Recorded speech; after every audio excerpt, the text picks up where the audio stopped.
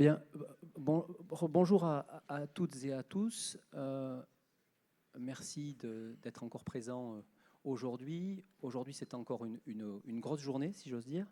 On va parler surtout énergie. On a parlé hier de biodiversité, on a parlé de météorologie. Je voulais ce matin un petit peu débriefer la table ronde d'hier après-midi. Il me semblait que sur les différents messages qui avaient été portés par les différents intervenants, il y avait peut-être des choses aussi à vous détailler ce matin, hein, au niveau des actions du syndicat autour de ces sujets. Alors, le premier élément dont je voulais vous faire part ce matin, c'était la question de la résilience, hein, des centrales hydroélectriques. C'est une question qui nous agite beaucoup parce que dès qu'on a des pénuries d'eau, voilà, on sait que ça tente tous les systèmes en fait, qui sont dépendants de l'eau, l'agriculture, l'eau potable et évidemment l'énergie à tous les niveaux. Donc ce problème-là fait que les gens qui sont en charge et qui ont les responsabilités de cette gestion deviennent très très tendus et donc les services derrière en réaction sortent parfois des arrêtés pour arrêter les centrales alors que c'est pas utile, etc. Enfin, un certain nombre de choses assez désagréables et qui font pas forcément avancer les débats. Donc il va nous appartenir à France Hydroélectricité de faire en sorte de trouver les bons arguments pour montrer que les centrales, non seulement elles ne sont pas un problème pour les questions de sécheresse, de gestion de sécheresse, mais elles sont les solutions. Ce n'est pas la seule solution, mais ça fait partie des solutions. Et quelque part, ces sujets-là ne sont pas des sujets nouveaux pour l'hydroélectricité, en particulier pour la grande hydro. Ces problématiques de gestion de débit et de partage des usages sont des affaires courantes chez nous. Évidemment, quand on a des faiblesses hydrométriques, on est bien obligé de gérer un petit peu la pénurie. Donc voilà. Donc ce point de résilience de l'hydro, on le travaille, on travaille ces messages-là. Et ils sont difficiles à faire passer parce que ce sont des sujets quand même assez techniques et qu'il faut faire face aussi à des réactions parfois épidermiques, hein, parce que quand on manque d'eau, quelque part on ne tient pas longtemps, hein, dans le système social et économique. Donc face à ces difficultés, on essaie de faire passer ce premier message de la résilience de l'hydro. Donc le témoignage d'EDF hier était extrêmement parlant et je voulais insister là-dessus ce matin, ça c'était le premier point. Le deuxième point, c'est la question de la création de biodiversité autour des centrales. On a eu ce premier exemple, hein, que Madame Verger nous a présenté, tout à fait pertinent, tout à fait parlant, et qui témoignait effectivement que finalement la nature autour de ce moulin, depuis les centaines d'années, avait largement repris ses droits, et même mieux, elle avait trouvé là des habitats inédits et tout à fait favorables à l'implantation d'espèces qui, sans la présence du moulin, ne se seraient pas trouvées là. Bon, une fois qu'on a vu ça, ça ne répond pas complètement à la question de la biodiversité, de la création de biodiversité autour de nos sites qui sont des sites en exploitation, qui ont des tailles quand même différentes de ce qu'on a vu, où la situation aussi hydrologique peut être différente. La question que je lui ai posée hier sur, par exemple, la présence ou pas des lamproies de planaires dans le canal d'Amenet était une question qui était liée à ce problème de savoir si un site pas exploité ou un site exploité, eh bien, on peut bien imaginer que le canal d'Amenet n'est pas dans le même état d'entretien. Et qu'un canal d'Amenet pas entretenu, probablement, c'est un canal où on pourra trouver plus de diversité de faciès de sites pour accueillir une biodiversité encore plus variée. Bon. Donc, toutes ces questions, j'imagine que vous les êtes posées quand vous avez vu cette présentation. Et donc, je voulais ce matin aussi vous dire que on pense, et on a même une certitude ténue, parce qu'on exploite les sites et on y est sur le terrain en permanence, que cette création de biodiversité, elle est présente sur nos sites, elle existe. Maintenant, il faut l'objectiver d'un point de vue scientifique. Il n'est pas question, pour moi, de prendre un exemple comme vous avez vu hier et directement d'aller le calquer sur nos sites et puis d'aller dire aux conseillers des ministres, regardez, attendez, nous, biodiversité, c'est pas un souci, et même mieux, on fait des trucs super parce que la présence des sites permet de... Non, je pense qu'il ne faut pas tenir ce discours-là. Donc il faut qu'on soit évidemment sérieux et crédible sur ces questions comme on s'efforce de l'être, voilà, à chaque fois qu'on a des difficultés, que ce soit des questions électriques ou des questions environnementales, il faut regarder ça par le menu. Donc je voulais vous dire ce matin aussi que c'est un sujet qu'on va examiner par le menu. On va sans doute échantillonner un certain nombre de sites pour voir si effectivement cette biodiversité existe et si des constats qu'on fera objectifs, on pourra tirer des arguments intéressants pour faire valoir effectivement ce que quand même on constate sur le terrain, mais qu'on n'a pas complètement mesuré. Voilà, je voulais vous préciser ces 2 points. J'espère qu'ils auront été bien compris au travers des précisions que j'ai apportées là ce matin. Je vais laisser la parole à Ghislain en remerciant les invités de ce matin, invités prestigieux, une table ronde qui va être assurément très très riche. On s'est dit avec Ghislain que, comme les uns et les autres, dans le système électrique, il y a quand même un petit peu de jargon technique. On va essayer de faire en sorte d'être modérateur sur les questions de vocabulaire pour être sûr qu'on soit compris de tout le monde. Mais là aussi, un certain nombre de messages à vous faire passer, si j'ose dire, une nouvelle fois, parce que ce n'est pas la première fois qu'on parle de ces sujets, mais avec une idée quand même un sentiment qu'il faut accélérer et un sentiment que l'hydroélectricité doit être au rendez-vous. La grande sera au rendez-vous. Il faut que la petite hydroélectricité soit aussi au rendez-vous sur ces questions parce que les gestionnaires de réseau, voilà, ils ont besoin de nous aussi pour pouvoir faire leur travail et pour faire en sorte que le système électrique fonctionne correctement et soit satisfaisant pour l'intérêt collectif. J'en dis pas plus. Je laisse la parole à Ghislain. Bonjour à tous.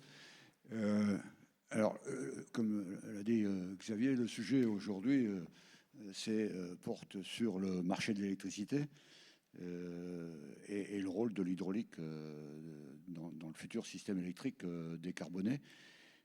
Vous avez tous vécu, évidemment, de près la crise sur le système électrique et surtout sur le marché de l'électricité ces derniers temps, notamment avec la contribution sur la rente inframarginale, ce qui prouve bien qu'il y a une problématique de fond sur le marché. Alors, la Commission travaille d'arrache-pied, le Parlement, le Conseil européen, et on a des propositions de la Commission qui me semblent aller dans le bon sens. Je fais juste un point parce qu'on va se focaliser sur... premièrement, c'est au centre du dispositif les compléments de rémunération, les contrats pour différence. Et ce qui est très intéressant, c'est que c'est explicitement mentionné dans le projet de la Commission qu'il faut que ça s'adresse également à tout ce qui est rénovation, suréquipement, etc. Donc là, il y a une prise de conscience. Et c'est des sujets que vous connaissez bien à travers les contrats qu'on essaie de négocier depuis de nombreuses années sur la rénovation, qu'il va falloir renouveler le parc et qu'il faut un système de support économique, enfin de modèle économique pour cette rénovation, ce suréquipement. Ça, c'est un premier point. Il y a un point qui est en discussion, parce qu'évidemment fortement contesté par tous les entrepreneurs, qui est qu'est-ce qu'on fait en temps de crise, où la Commission suggère justement, effectivement, de mettre un cap sur les prix. Alors, qu'est-ce que c'est qu'une crise? Combien de temps ça dure, etc. Ça, c'est les discussions qui ont lieu entre les différents États membres. Et puis, le deuxième point sur lequel je voulais attirer votre attention, et c'est va être l'objet du débat d'aujourd'hui, c'est sur la flexibilité, la rémunération de la flexibilité. Pourquoi? Vous savez que c'est un peu ma marotte. C'est parce que je pense que l'hydroélectricité a un rôle central à jouer dans le futur système électrique pour équilibrer ce système, le stabiliser. J'intervenais en votre nom dernièrement à Bruxelles. On m'a demandé quel était mon dernier mot.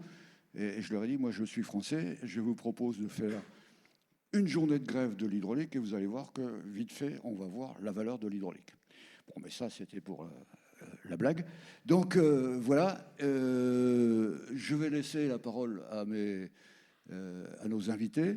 On a ici, autour de la table, Mathieu Gimenez de Compass Lexicon. Alors, Compass Lexicon, souvenez-vous, on avait travaillé avec eux pour faire notre étude sur la flexibilité que je vous avais présentée il y a 2 ans.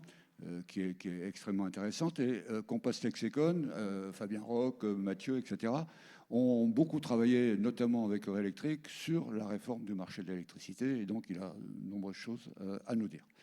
Olivier Grabette de RTE, de la direction de RTE, va nous faire part de la vision qu'il peut avoir sur les problématiques du futur système électrique et notamment comment peut-on rémunérer la flexibilité et quels sont les problèmes qui y sont attachés. Évidemment, Enedis, Hervé Lextrait, parce que là, eux, ils vont vivre une révolution complète de distributeurs, ils vont passer à collecteurs d'énergie avec toutes les problématiques que ça suppose et ils vont en sortir. Et puis, Myrto Tripati, de la voie du nucléaire. Alors vous allez me dire, et c'est ce que m'a dit Xavier et les membres du conseil, mais la voie du nucléaire, qu'est-ce que ça vient faire dans un congrès de petit hydro? C'est parce que je l'ai découverte à Grenoble et qu'elle, enfin, et toute son association, elle va vous expliquer, en travaillant sur des scénarios énergétiques où il y avait le nucléaire, tout à coup, ils ont découvert que l'hydro, mais non d'une pipe, c'est bien et c'est indispensable et voilà. Et c'est riche. Donc c'est pour ça qu'elle est là. Alors, sans plus attendre, je vais passer la parole à Mathieu, qui va effectivement nous exposer la vision qu'ils ont du market design.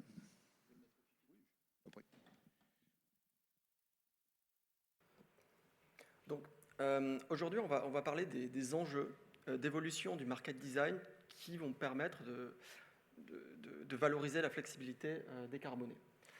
Donc, peut-être... Alors... Voilà, un petit mot sur le cabinet. Donc, Compass Lexecon est un cabinet de conseil international spécialisé dans les questions économie, régulation, avec une expertise forte dans le domaine de l'énergie. On fait notamment de la modélisation de marché, de la régulation, du market design, et on appuie les acteurs de marché, notamment sur les questions de transactions et de litiges commerciaux. Donc, je vous ai simplement représenté rapidement notre équipe, mais on a à peu près une cinquantaine d'experts énergie en Europe, dans un certain nombre de pays européens, et également ailleurs dans le monde, en Australie et aux États-Unis.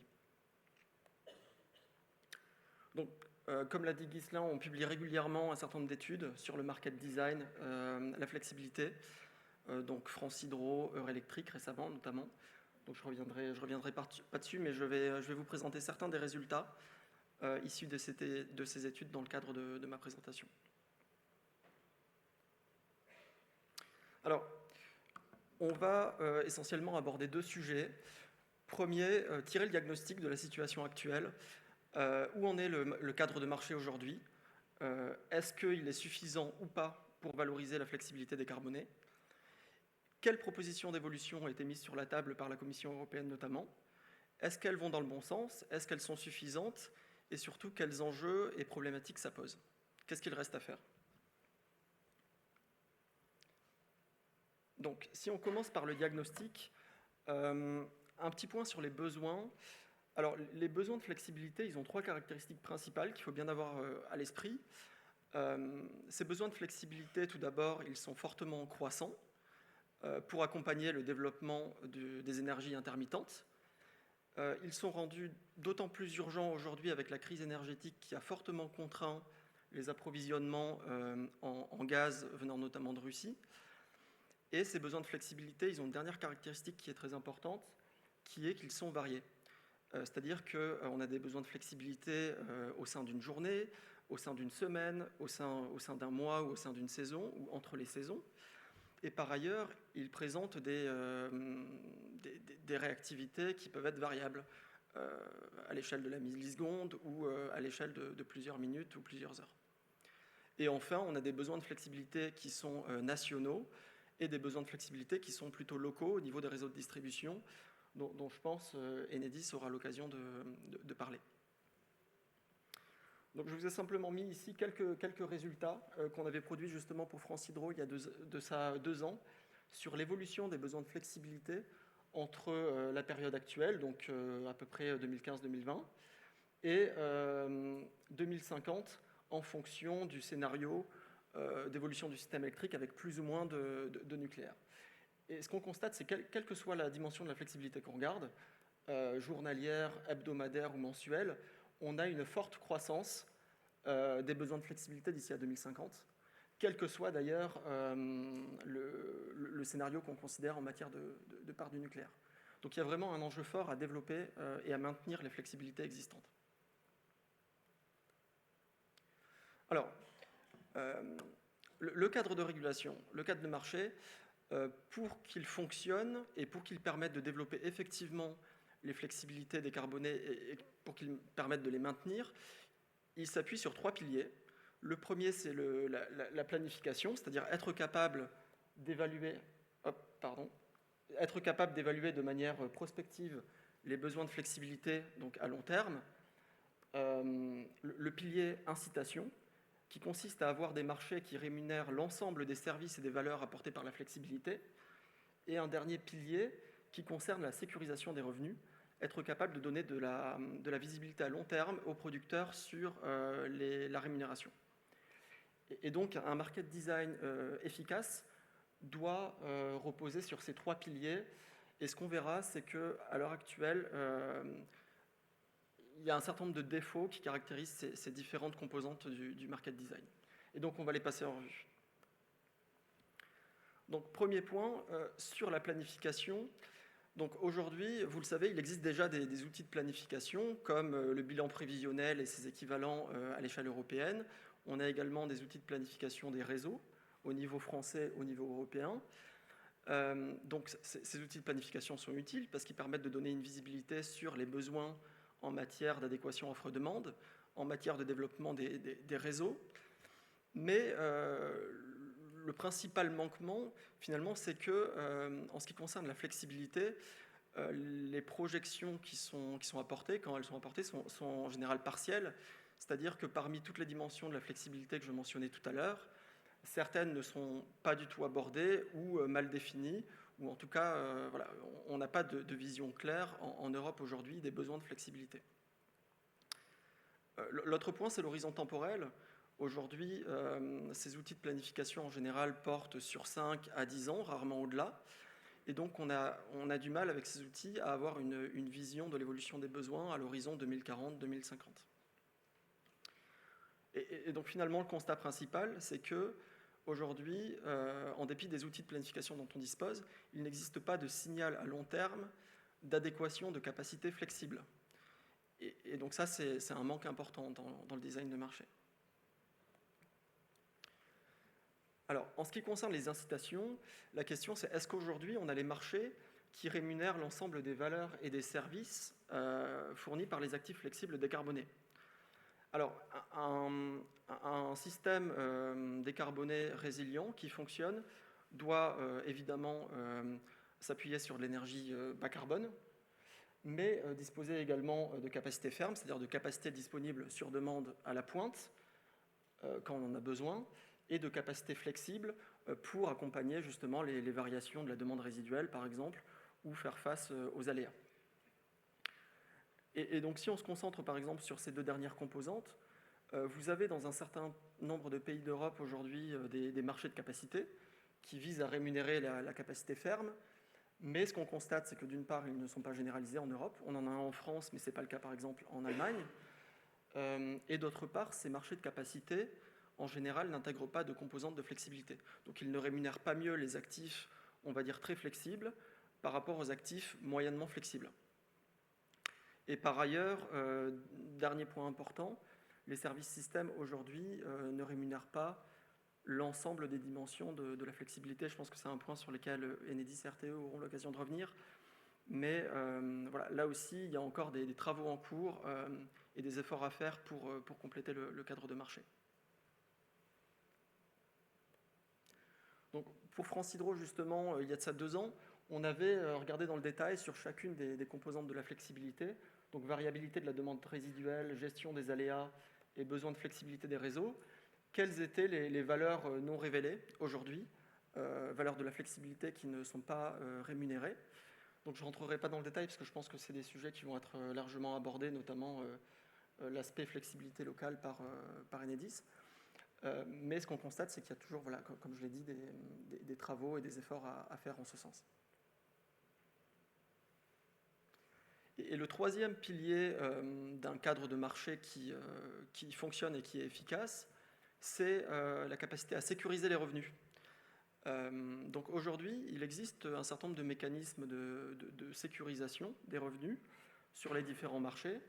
Donc vous avez notamment la capacité de vous couvrir sur les marchés à terme dans l'énergie. Les contrats de capacité sont disponibles jusqu'à 7 ans en France, un peu plus dans certains nombres de pays européens. Mais quoi qu'il en soit, ce qu'on constate, c'est que c'est incomplet parce que d'une part, l'horizon de ces contrats peut être trop court terme pour inciter les investissements et sécuriser les revenus à long terme. Et d'autre part, la portion des revenus qui est effectivement sécurisée grâce à ces mécanismes, elle est finalement assez réduite. Et donc, le sujet, c'est compte tenu de ces insuffisances du market design et des besoins urgents, comment on peut mettre en place rapidement un cadre de marché qui est satisfaisant. Et donc j'en viens à la deuxième partie de la présentation qui concerne les propositions de la Commission. Est-ce qu'elles sont suffisantes et qu'est-ce qu'on peut faire de plus ? Alors, la bonne nouvelle, c'est que depuis la crise énergétique qui a fait un petit peu office d'électrochoc, le monde politique a un peu pris conscience des insuffisances du market design, en tout cas ça les a révélées, et a pris conscience de la nécessité de faire évoluer le cadre de marché. Et des propositions, comme on l'a dit, ont été mises sur la table par la Commission européenne en mars, qui sont en cours d'étude, qui doivent permettre d'une part, d'une manière générale, de réviser le cadre de marché pour favoriser la visibilité, et spécifiquement pour le stockage et pour la flexibilité, des propositions ont été mises sur la table.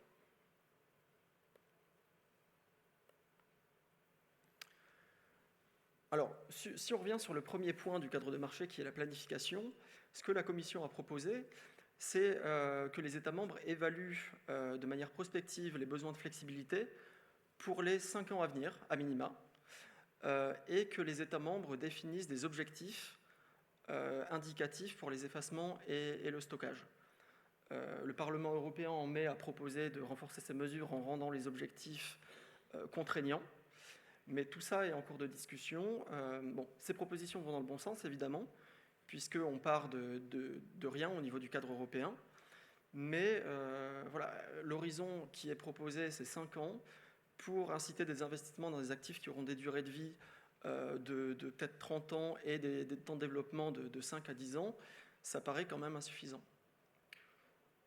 Alors, il y a quand même des initiatives en Europe qui sont intéressantes, dont on peut s'inspirer.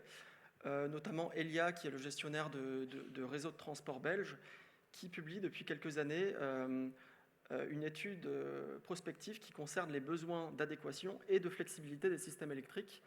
Et justement, on avait accompagné Elia dans à la fois la définition des différents besoins de flexibilité et le développement de méthodologies qui permettent de mesurer de manière prospective l'évolution de ces besoins. Donc ça, c'est une bonne pratique qui gagnerait à être étendue dans le reste de l'Europe. Et on n'a pas besoin d'attendre le développement du cadre européen pour mettre en place ce genre d'outils. Alors sur le deuxième point qui était les incitations et le cadre de marché, donc sur les différentes composantes, différents besoins d'un système électrique décarboné, donc énergie bas carbone, capacité ferme, capacité flexible, là encore des propositions ont été mises sur la table. Par exemple, mettre en place des garanties d'origine sur un pas journalier ou horaire qui permettrait de mieux rémunérer les actifs qui sont plus flexibles par rapport aux actifs décarbonés qui sont moins flexibles. Il y a tout un sujet également sur la pérennisation et la simplification de la mise en place de marchés de capacité en Europe, et également un certain nombre de sujets qui concernent la capacité flexible, avec la proposition de mise en place de marchés de flexibilité locaux. Un certain nombre d'initiatives en Europe ont été lancées dans ce sens, et je pense que Enedis aura l'occasion d'en reparler. Et également la rémunération de services systèmes qui sont nouveaux, plus réactifs, notamment pour faire face à la baisse d'inertie qui est liée à la pénétration des énergies renouvelables intermittentes. Et là encore, il y a des initiatives qui sont en cours au Royaume-Uni sur ces sujets. Donc, ce qui est intéressant, c'est qu'il y a un certain nombre d'initiatives qui ont été prises en Europe. Malheureusement, elles sont encore à l'état de proposition ou d'expérimentation. Donc, ça ne permettra pas de faire évoluer le cadre de marché très rapidement. Et tout ça, ça rend d'autant plus nécessaire la mise en place d'un cadre de soutien et de sécurisation pour pallier justement les insuffisances du cadre de marché qui existe actuellement pour rémunérer les différents besoins d'un système électrique décarboné. Et c'est le dernier point de la présentation. Donc, sur le sujet de la sécurisation, pour la première fois, la Commission européenne a proposé d'autoriser des régimes d'aide à la flexibilité, en particulier à la flexibilité bas carbone, non fossile en tout cas. Et donc ça, c'est un premier point, c'est un premier pas en avant qui est intéressant. Néanmoins, par rapport aux énergies renouvelables classiques, les régimes de soutien aux actifs de stockage, actifs de flexibilité, présentent des complexités qui n'existaient pas. Et ça, c'est lié à la nature de la flexibilité, notamment à sa dimension intertemporelle, liée au fait qu'il faut arbitrer entre différents pas de temps, et la dimension multiservice des actifs de stockage qui sont capables de fournir des services systèmes, de faire du report de charge, de participer sur les marchés de capacité. Et donc tout ça fait que les régimes de soutien vont finalement être un peu plus compliqués à mettre en place que pour les actifs non flexibles. Donc il y a quand même un certain nombre de propositions qui ont été faites en Europe. Vous avez sur cet axe donc, les propositions qui ont été faites. À gauche, des propositions des régimes de soutien du type aide à l'investissement, en Croatie par exemple, des rémunérations capacitaires un petit peu similaires à ce qui existe pour le marché de capacité français. L'avantage de ce genre de propositions, c'est qu'elles sont quand même relativement simples et surtout elles ne touchent pas à l'incitation à optimiser les actifs sur les marchés de court terme. Donc ça, c'est un point intéressant. Mais le désavantage de ces approches simples, c'est qu'en termes de couverture des revenus, finalement, la visibilité donnée aux acteurs de marché est moins importante que si vous mettez en place des mécanismes de type complément de rémunération qui visent à fournir, à assurer que chaque année, la rémunération reçue par les actifs de stockage en complément de la rémunération reçue sur les marchés est suffisante pour rémunérer les actifs. Et donc, il y a des réflexions en ce moment autour de la mise en place de compléments de rémunération. Et justement, ces propositions, ces régimes de soutien sont actuellement explorés par la DGEC en France, Direction Énergie Climat, qui a lancé une consultation il y a de ça quelques mois. Donc, affaire à suivre. Donc finalement, l'enjeu sur ces mécanismes de soutien, c'est de trouver le bon compromis entre maintenir des incitations à bien optimiser les actifs, avoir des mécanismes qui sont relativement simples et lisibles, et en même temps assurer une certaine couverture du risque pour les opérateurs économiques. Alors, un dernier point, et je finirai là-dessus. Quand on met en place un mécanisme de soutien, ce qu'il faut avoir en tête, c'est que le contexte est extrêmement important. Il faut s'assurer que le mécanisme de soutien réponde aux besoins prospectifs qui ont été évalués, corresponde également à la diversité d'actifs qui existent et qui sont susceptibles d'être développés. Il ne s'agit pas de développer un mécanisme de soutien pour les batteries qui ne répondraient pas, par exemple, aux préoccupations des STEP. Et enfin, il s'agit de s'assurer de la cohérence avec les mécanismes de marché existants, notamment en France, le marché de capacité, et le modèle de réserve français sur lequel peut-être que RTE dirait un mot. Parce que finalement, l'écueil à éviter, c'est que que la mise en place d'un régime de soutien conduise à la désoptimisation des mécanismes et des marchés qui existent si les incitations qui sont renvoyées par le mécanisme de soutien ne sont pas cohérentes avec celles renvoyées par le marché de capacité, par exemple. Un autre écueil, c'est le fait que si vous designez un mécanisme de soutien qui est plus adapté aux batteries, vous allez introduire un biais sélectif en faveur de ce type d'actifs-là. Donc voilà, donc il n'y a pas de modèle de soutien unique et sa mise en place doit forcément nécessiter une analyse fine du contexte et du cadre de marché. Voilà, donc j'en ai fini. Un dernier mot pour conclure. Donc la bonne nouvelle, c'est qu'il y a une fenêtre d'opportunité qui s'ouvre actuellement pour la mise en place, le développement d'un cadre de marché pérenne pour la flexibilité en France et en Europe. Il y a quand même un défi qui est que même si on a fait un pas immense en avant d'un point de vue politique, d'un point de vue des principes, pour favoriser la flexibilité, il faut encore définir les outils de planification, mettre en place les mécanismes, les contrats, et faire ça de manière assez rapide pour être au rendez-vous des urgences à 2030, à 2040, à 2050. Et donc aujourd'hui, chez Compass Lexicon, on travaille avec un certain nombre d'acteurs économiques, en France et en Europe d'ailleurs, sur ces questions-là, et on est convaincu que les prochains mois seront décisifs. Merci beaucoup pour votre attention. Merci Mathieu.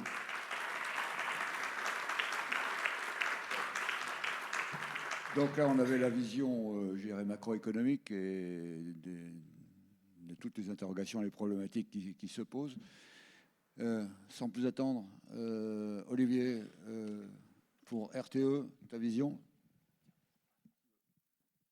Oui, bonjour à tous. Donc, je vais revenir peut-être un petit peu sur des éléments déjà qui viennent d'être présentés, et puis peut-être en illustrant à travers aussi ma propre expérience, puisque j'ai été en charge des marchés de toutes les études économiques, prospectives et autres de RTE à partir de début 2014 jusqu'à mi-2020. Et je sais à quel point toutes les prévisions qu'on peut faire, il faut les prendre avec un certain recul et beaucoup d'humilité. Donc, quel besoin de flexibilité donc pour demain? Déjà, en fait, la flexibilité, c'est quand même un mot que tout le monde utilise, mais il faut quand même un peu se mettre d'accord sur de quoi on parle. En fait, voilà, il y a 10 ans, on n'en parlait quasi pas de la flexibilité en vrai, donc on parlait des systèmes électriques. Pourtant, il y en avait. Pourquoi on n'en parlait pas? Parce que quasi, on va dire, l'essentiel du système électrique était flexible. Donc ce qu'on appellera ici, nous, flexibilité, c'est finalement la capacité à répondre à une demande résiduelle quand on a une conso et une production, et qu'on a déduit de la conso la production fatale.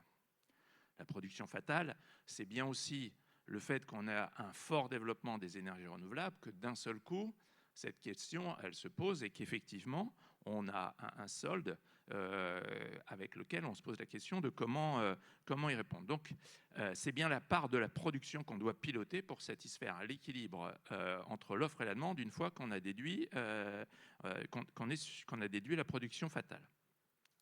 Donc, c'est in fine de l'énergie et de la puissance à déplacer, à piloter pour assurer cet équilibre. Et c'est bien une capacité du réseau à piloter la demande résiduelle. Et dans ce que je vais exposer, là, je reviendrai à la fin un peu sur les questions de service système, puisqu'on a bien deux catégories de flexibilité. Les flexibilités qui vont être offertes au marché et qui donc vont être toutes les ressources pour que les acteurs cherchent à combler ce décalage entre consommation et production fatale. Et ensuite, les opérateurs de réseau ont quelques outils très très spécifiques, proches du temps réel, pour normalement, en théorie, faire les derniers réglages et tenir compte aussi d'un certain nombre d'impondérables, comme le fait qu'il peut y avoir des pannes des équipements. Et donc, ça a déjà été évoqué, mais je vais revenir un peu là-dessus. C'est vrai que de fait, selon l'horizon temporel, on ne va pas trouver les mêmes besoins de flexibilité et surtout, on ne va pas avoir les mêmes types d'outils pour répondre aux besoins. Donc, et là, ça renvoie à des études qui ont été pour partie publiées dans le rapport qu'on a sur les scénarios énergétiques en 2050, mais aussi des études internes. Nous, on différencie grosso modo 5 horizons de besoins de flexibilité et qui correspondent finalement, quant à ces drivers, à des sources un peu différentes. Il y a le journalier, et en particulier, on a toujours connu cette question du journalier à travers l'évolution de la conso et le fait que oui, il y a des pointes de conso et ce sujet n'est pas nouveau, quasi il existe depuis qu'il y a des systèmes électriques connectés sur une certaine taille. En revanche, évidemment, de plus en plus, on a la question de la production ENR et c'est vraiment la production solaire qui est le vecteur déterminant de cette flexibilité journalière. Ensuite, on a l'hebdomadaire, et là, on a toujours des variations de conso, mais aussi, c'est le driver principal, ça va être là la production éolienne. Enfin, il y a le mensuel, où là, on a une variabilité qui est essentiellement aussi liée à la difficulté à prévoir les productions d'ENR. À la maille de 2-3 jours, maintenant, on a quand même des bonnes indications du niveau de production ENR. Un des éléments importants qui a toujours existé aussi, c'est le saisonnier, cycle été-hiver. Et là, on va avoir d'autres éléments. Il y a la conso hiver, qui traditionnellement connaissait des pointes plus importantes que l'été, mais on connaît maintenant, ça c'était en France, parce qu'en Espagne, par exemple, la pointe, pendant longtemps, l'Espagne, la pointe était l'été. Et on voit émerger quand même en France, depuis maintenant quelques années, des besoins en été qui ne sont pas de même nature. C'est d'ailleurs pour ça que depuis quelques années, on publie une étude passage de l'été, alors qu'avant, c'était uniquement passage de l'hiver. Donc, on a aussi ce cycle été-hiver. Et les drivers, il y a les questions de NR, mais il y a aussi autre chose. Le stock, par exemple, pour vous, pour l'hydraulique, effectivement, ça peut poser des problèmes quand, entre guillemets, on a des stocks d'eau un peu bas. On a vu avec la crise du gaz qu'il peut y avoir aussi des questions, finalement, d'approvisionnement sur les marchés gaz. Pour le nucléaire, ça va être plutôt la question de la disponibilité du parc. Donc, en fait, sur cet horizon-là saisonnier, il y a un certain nombre, finalement, de vecteurs de transformation. Et la question, c'est qu'est-ce qu'on a en face pour y faire face. Et puis, l'interannuel, c'est quand même des cycles climatiques sur 10 ans. Jusqu'à présent, c'était sur 10 ans, où on va avoir, en particulier, là, on va avoir un impact fort des évolutions du climat, hein, donc avec des éléments de température ou de pluviométrie, enfin, voire de vent, qui peuvent être d'une année sur l'autre. Chaque année n'est pas, en gros, complètement reproductible. Du coup, et là, je vais pas rentrer je passe très vite parce que ça reprend ce qui a été dit précédemment. En fait, quels que soient les scénarios, et là j'ai repris tous les scénarios qui avaient été cités dans les futurs énergétiques, même si aujourd'hui, clairement, il y a un choix politique pour être sur des scénarios qui sont un peu différents, mais qui seraient quelque part entre le N1 et le N2, quoi. C'est quelque chose comme ça. Quels que soient les scénarios, on voit bien qu'on a une augmentation très forte des besoins de modulation. Là, je suis sur l'intra-journalier, mais grosso modo, c'est la même chose sur tous les réseaux. Hop. C'est la même chose sur tous les horizons de temps. J'ai l'impression qu'il m'en manque un. Bon. Donc, la question, elle va bien être ce qu'il évoquait, c'est-à-dire comment on va être capable de répondre à ça.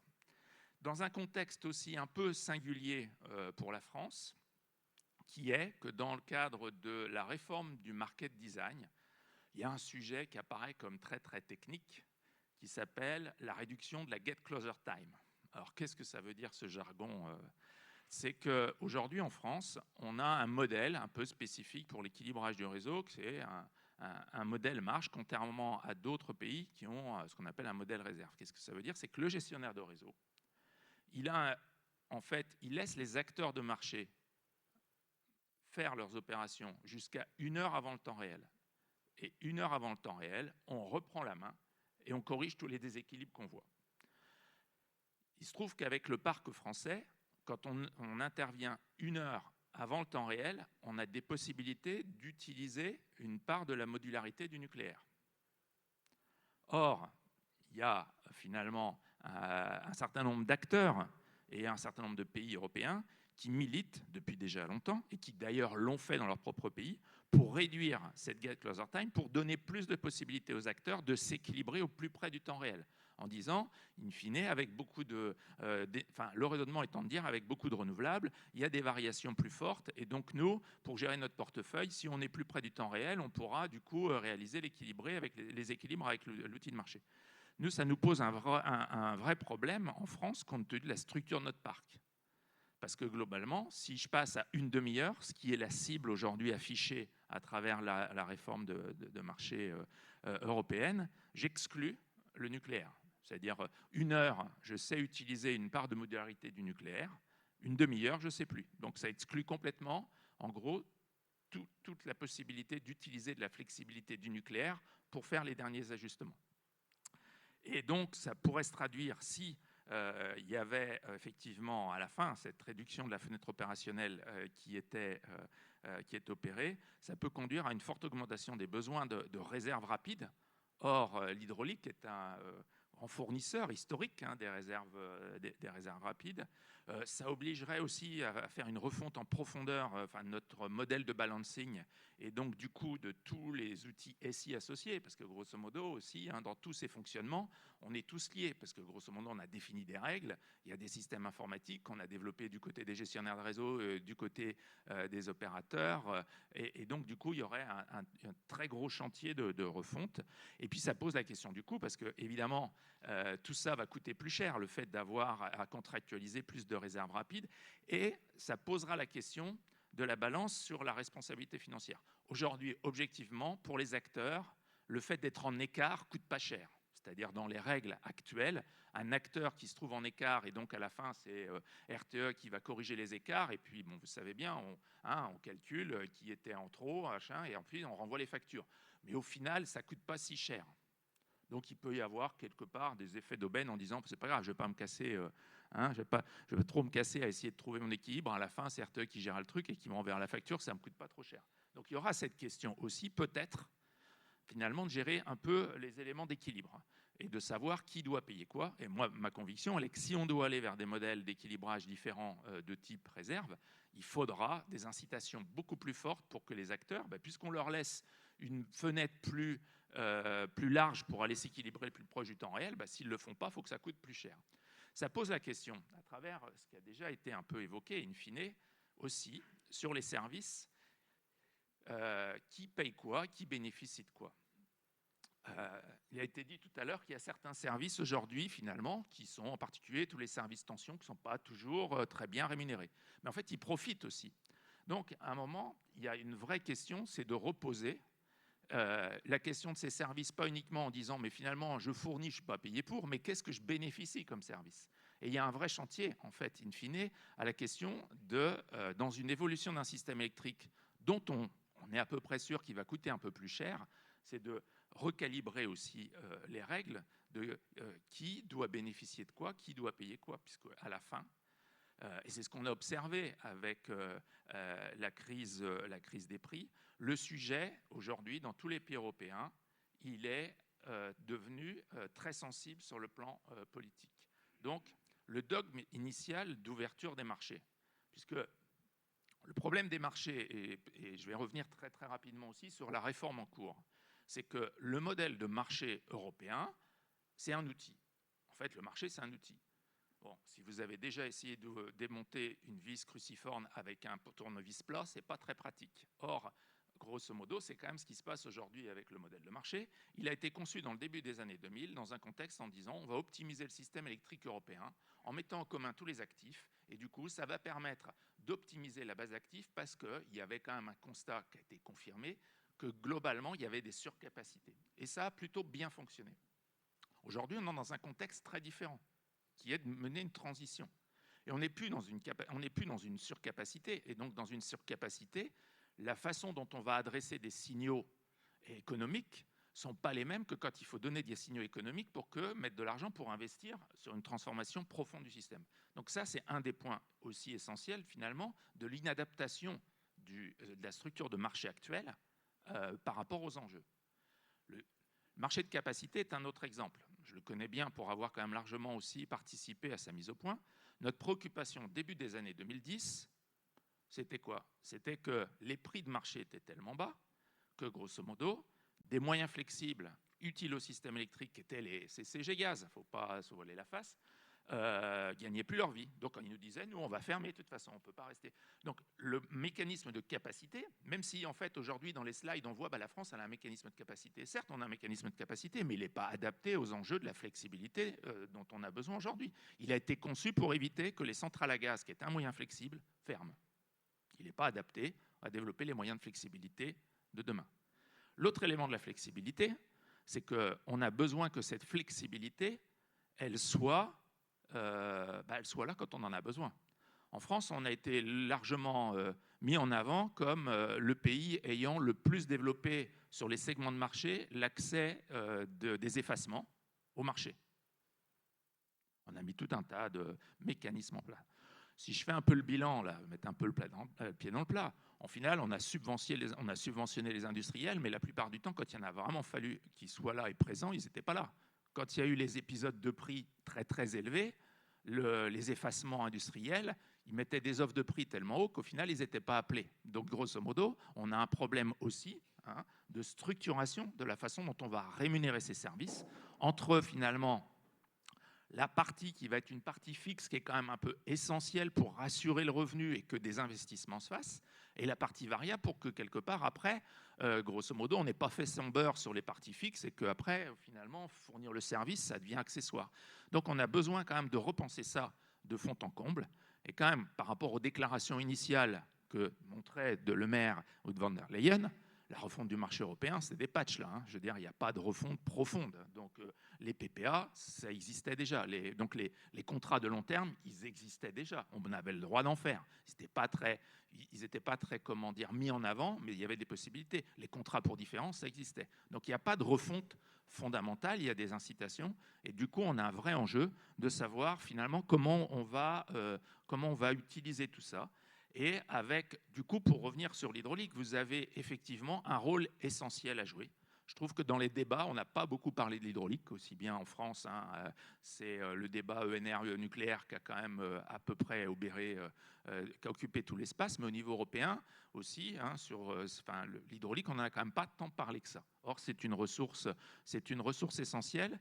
Et par rapport à ces besoins, ces nouveaux besoins de flexibilité, il y a quand même probablement, je ne suis pas un spécialiste de vos équipements, mais des investissements à faire, en particulier sur, y compris des contrôles commandes et tout, pour l'adapter à la nouvelle donne. Donc il y a aussi à faire connaître ces besoins d'investissement et avoir finalement de démontrer de comment vous pouvez, par rapport à un certain nombre de contraintes qui sont propres à votre exercice, à vos métiers, et on sait que la gestion de l'eau, c'est un bien commun partagé, que c'est particulièrement complexe, mais qu'il y a aussi à trouver comment finalement l'évolution de vos outils vont permettre de répondre en partie aux besoins qu'on a évoqués là.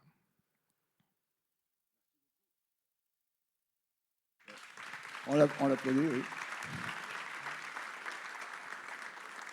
Alors, on est au cœur du sujet, puis ça va se développer. Entre Mathieu et Olivier, on voit bien que la valeur de l'hydro, ce n'est pas uniquement de l'énergie renouvelable. C'est tout ce qu'on peut faire en matière de réponse dynamique, de performance dynamique, etc., qui est absolument essentiel. Alors, c'est évident avec les STEP, parce que les STEP, je vois le questionnaire de la DGEC du mois de mars, ils étaient un peu concentrés sur le transfert d'énergie. Oui, il y a le transfert d'énergie, mais est-ce que je module en pompe, est-ce que je module pas, est-ce que je démarre en 6 minutes ou en 1 minute?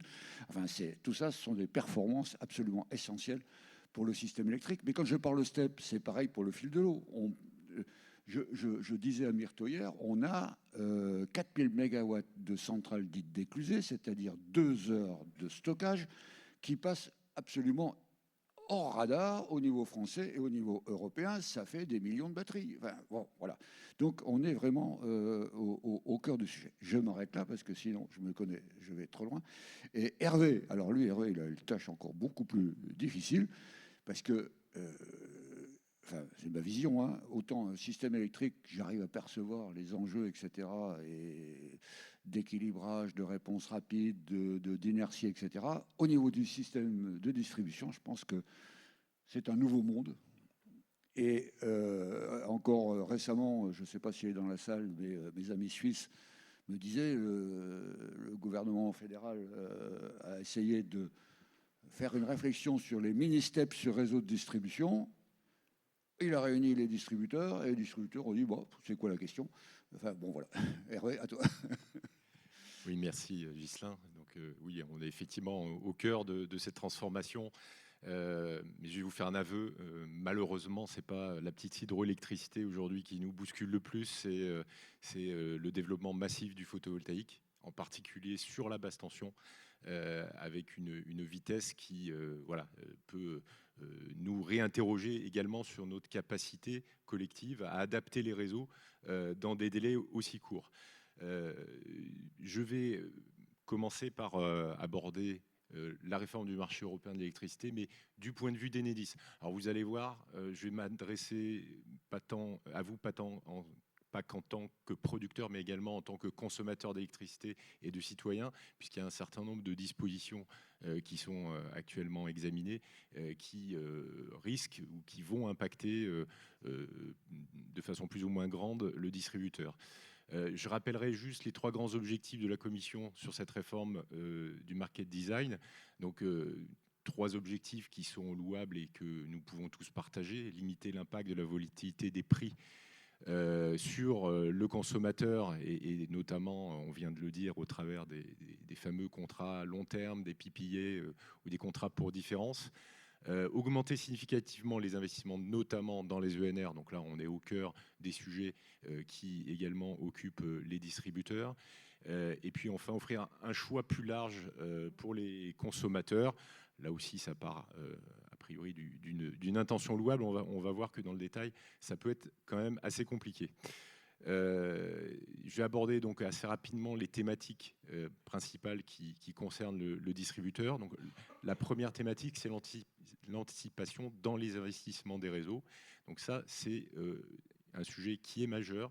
Avant de parler de flexibilité, parce que je vais en parler aussi, je souhaite rappeler que la transition énergétique ne se fera pas sans des investissements importants dans les réseaux. Et là, cette disposition qui vise aussi à faire évoluer la tarification et les méthodes tarifaires pour pouvoir inclure des ouvrages sur lesquels les gestionnaires de réseau pourraient anticiper, eh bien, c'est quelque chose qui va vraiment dans le bon sens, parce que si on peut anticiper, eh bien, on pourra raccorder plus rapidement les installations lorsqu'elles souhaitent produire.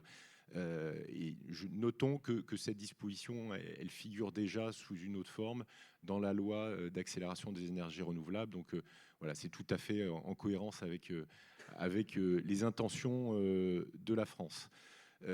Ensuite, il y a toute une série de mesures contre les défaillances de fournisseurs. Alors, en quoi ça concerne le distributeur? C'est parce que le distributeur, il peut se retrouver dans une situation qui est un peu délicate et dans laquelle on n'a pas forcément envie de se retrouver. C'est arrivé en fin d'année dernière. On est en pleine crise sur la sécurité d'approvisionnement. Il y a des fournisseurs qui font faillite ou qui se délestent d'une partie de leur portefeuille de clients. Eh bien, là, il y a un rôle dévolu aux distributeurs qui n'est pas très sympa, qui est d'aller couper les clients qui n'ont plus de fournisseurs. Donc, toute mesure qui va dans le sens de sécuriser l'activité de fourniture est quelque chose qui va dans le bon sens, selon nous. Voilà. Ensuite, il y a une autre série de dispositions, alors là qu'on qualifie de façon un peu abrupte comme la remise en cause du monopole de comptage. C'est pas tout à fait comme ça que c'est écrit dans le market design, mais ça peut peut-être se traduire par cette remise en cause du monopole de comptage. Donc là, l'objectif, je l'ai dit tout à l'heure, c'est de faciliter la diversité des offres de fourniture auprès du consommateur final. Et donc on parle beaucoup de différents cas d'usage. Par exemple, vous avez une maison, vous avez un véhicule électrique, vous investissez dans une pompe à chaleur et on se dit, tiens, ça serait plutôt sympa d'avoir un fournisseur pour les usages classiques de la maison, puis un autre fournisseur pour la pompe à chaleur, puis un troisième fournisseur pour le véhicule électrique. Donc voilà, l'idée est d'aller vers un modèle où chaque consommateur final pourrait avoir plusieurs fournisseurs. Bon, donc l'idée, on comprend que c'est d'activer la concurrence entre les offres. Est-ce que pour autant, la complexité que ça va amener permettra de dégager un gain pour la collectivité? La question est posée. Je n'ai pas la réponse. En tout cas, s'il est certain que ce type d'évolution irait vers une complexification du marché de détail. Si tel était le cas, bien entendu, Enedis souhaiterait prendre toute sa place en installant des compteurs supplémentaires, des compteurs Linky, pour pouvoir mesurer ces différents usages. Autre cas d'usage qui concerne la mesure, c'est d'isoler des usages flexibles à l'aval d'un même point de livraison. Et là encore, le projet de directive prévoit d'utiliser des sous-compteurs. Et là encore, nous pensons, nous à Enedis, que ces sous-compteurs devraient être posés, exploités par un gestionnaire de réseau de distribution pour pouvoir assurer toute la neutralité nécessaire et garantir que les mesures qui sont ensuite utilisées dans les différents mécanismes de marché sont des mesures qui sont parfaitement fiables dans le sillage du rôle aujourd'hui qui est dédié aux gestionnaires de réseau publics en France. Autre disposition qui est prévue par ce projet de directive, c'est de supprimer les limites géographiques de partage d'énergie. Alors en France, ça s'appelle l'autoconsommation collective, et donc l'idée serait d'étendre à tout le pays, à tous les États membres, cette possibilité de partage d'énergie. Ça fait beaucoup de débats, notamment sur la possibilité de mixer différentes zones de dessert de gestion de réseau public de distribution, alors particulièrement en Allemagne où il y en a un nombre important. Voilà, les discussions actuellement portent sur l'extension à la maille d'une zone de dessert d'un même gestionnaire de réseau public de distribution. Alors voilà, c'est un sujet comme ça, a priori, Enedis ne peut pas être contre. Néanmoins, on s'interroge sur l'impact que ça peut avoir de supprimer cette composante locale des énergies renouvelables qui contribue à l'appropriation par les concitoyens du développement des ENR.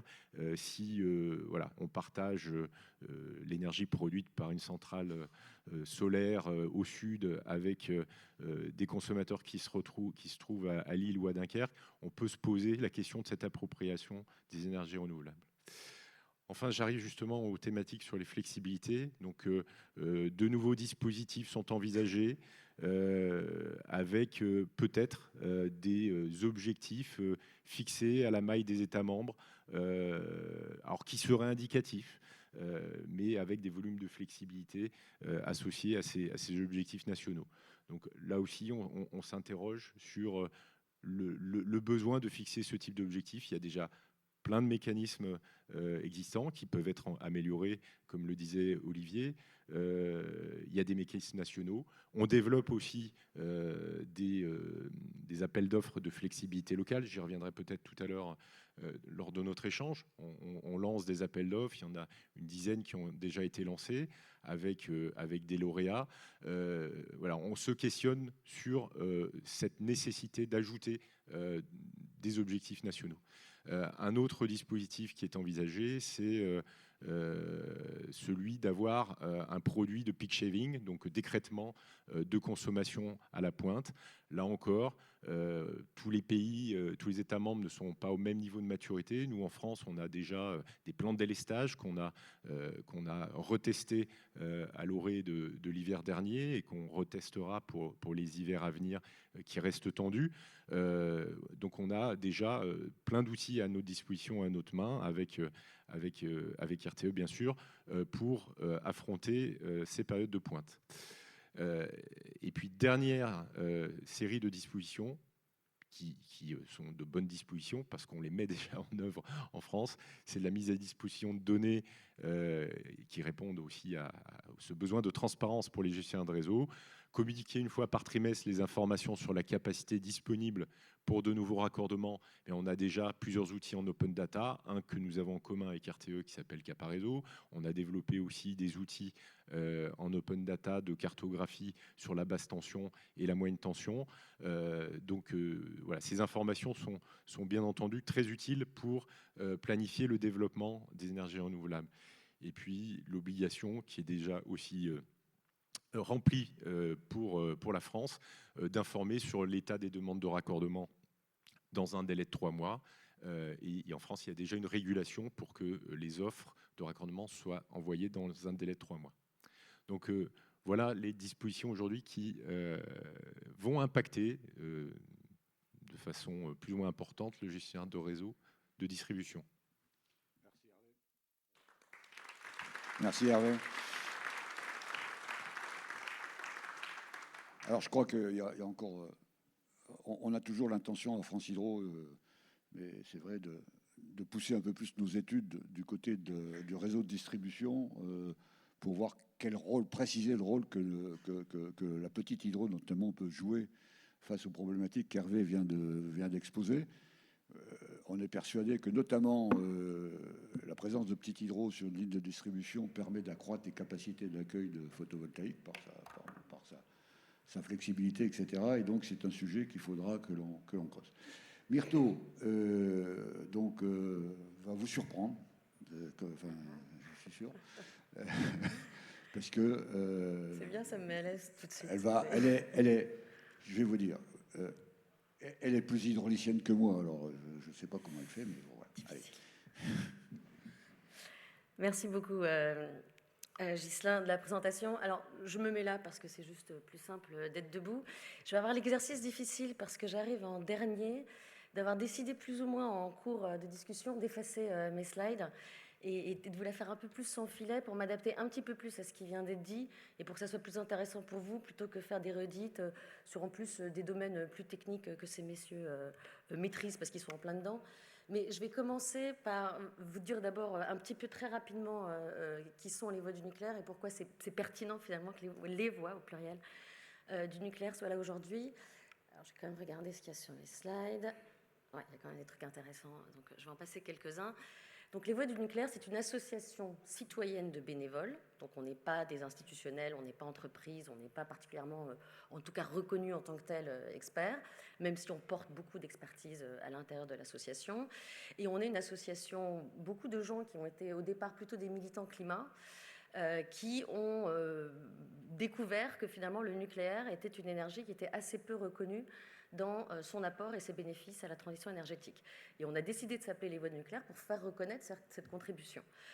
Chemin faisant, puisque ça fait 5 ans que les Voix du nucléaire existent, on a en novembre 2022 publié un scénario dans le cadre de toutes les consultations et de tous les processus de réflexion qui sont menés notamment par RTE et auxquels on participe. On a élaboré notre propre scénario qui s'appelle TerraWater avec water en mode eau.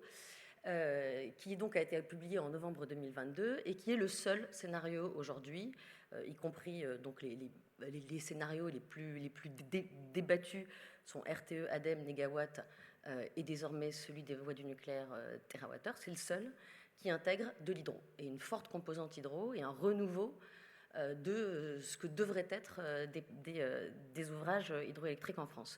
Au point où l'association, qui est constituée à plus de moitié de ses membres de gens qui n'ont rien à voir avec la filière nucléaire, est en train de se demander si on ne devrait pas commencer à s'appeler les voies du nucléaire et de l'hydro, sachant que l'hydro aussi, on trouve, est finalement l'angle mort aujourd'hui du débat de la transition énergétique et qu'il s'agit très fortement de réintégrer. Donc ça, c'était pour la petite introduction et que vous compreniez d'où on vient et d'où je parle. Le deuxième petit point que je voulais faire un petit peu en point de départ, c'était reposer un petit peu le point de départ de la transition énergétique vu de la France. Donc la France, on était, alors il y a quelques années encore, à 95% bas carbone sur notre mix électrique. Donc notre électricité, notre système électrique était déjà à 95% bas carbone. On était les meilleurs élèves, parmi les meilleurs élèves, en tout cas avec la Suède et la Suisse sur territoire européen, et à peine 6 mix électriques dans le monde qui avaient un mix électrique bas carbone comme le système français.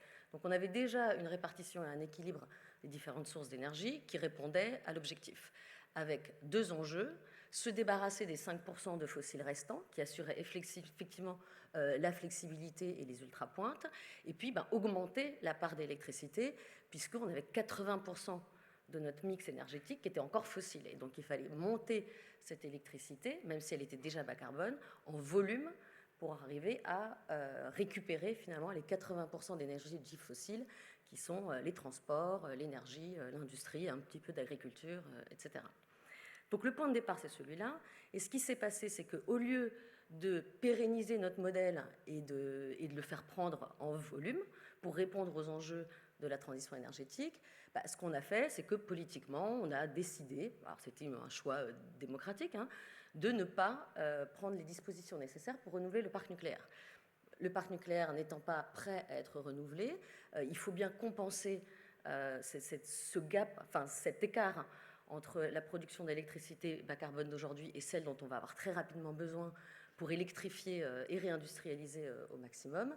Et donc, on a besoin d'un apport massif d'ENR intermittentes, éolien et solaire, qui sont nécessaires parce qu'elles sont bas carbone et elles ont un déploiement rapide, mais qui viennent avec le corollaire d'être intermittents et des besoins de flexibilité. Et donc les besoins de flexibilité, c'est de là qu'ils viennent. Ce n'est pas un corollaire de la transition énergétique bas carbone, c'est un corollaire du fait qu'on s'est écarté de notre modèle français qui était nucléaire hydro. Ça étant dit, il y a la transition énergétique et les enjeux de la transition énergétique au niveau européen. On peut les traduire de deux manières. Moi, il y a deux indicateurs que je trouve intéressants. Le premier, c'est qu'on doit baisser nos émissions de gaz à effet de serre de 90 à 95% d'ici à 2040 par rapport aux émissions de 1990. Donc 95% de nos émissions de gaz à effet de serre quand même d'ici à 2040, qui est dans 17 ans. Donc, autant vous dire que c'est littéralement demain. Et deuxième indicateur intéressant, c'est celui de voir qu'à l'échelle de l'Union européenne, un tiers des émissions se font à l'extérieur du périmètre de l'Union. Donc aujourd'hui, on a délocalisé nos émissions.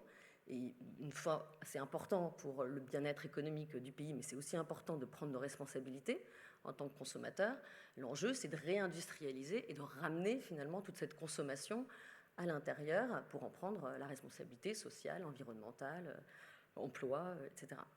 Donc à l'échelle française, d'ailleurs, par exemple, les émissions qu'on a délocalisées et qu'on a envoyées ailleurs, à l'extérieur, c'est 45%. De tout ce qu'on consomme sont en fait des émissions dont on ne prend pas la responsabilité. Donc c'est important parce que ça dit encore, donc ces deux indicateurs traduisent le même enjeu, qui est plus d'électricité pour réindustrialiser autant que possible et plus d'électricité bas carbone pour décarboner. Donc l'enjeu, il est là, avant tout. Donc le scénario TWh, il est né du fait que le petit groupe, entre guillemets presque la bande de jeunes qu'on était, a regardé un petit peu, s'est beaucoup intéressé au scénario de transition énergétique qui existait, et s'est dit finalement, on fait beaucoup de paris, il y a beaucoup de paris technologiques, il y a beaucoup de paris sur les modes de consommation des gens, il y a beaucoup de paris géopolitiques sur à quel point on va s'appuyer sur nos voisins qui eux-mêmes comptent s'appuyer sur nous, etc.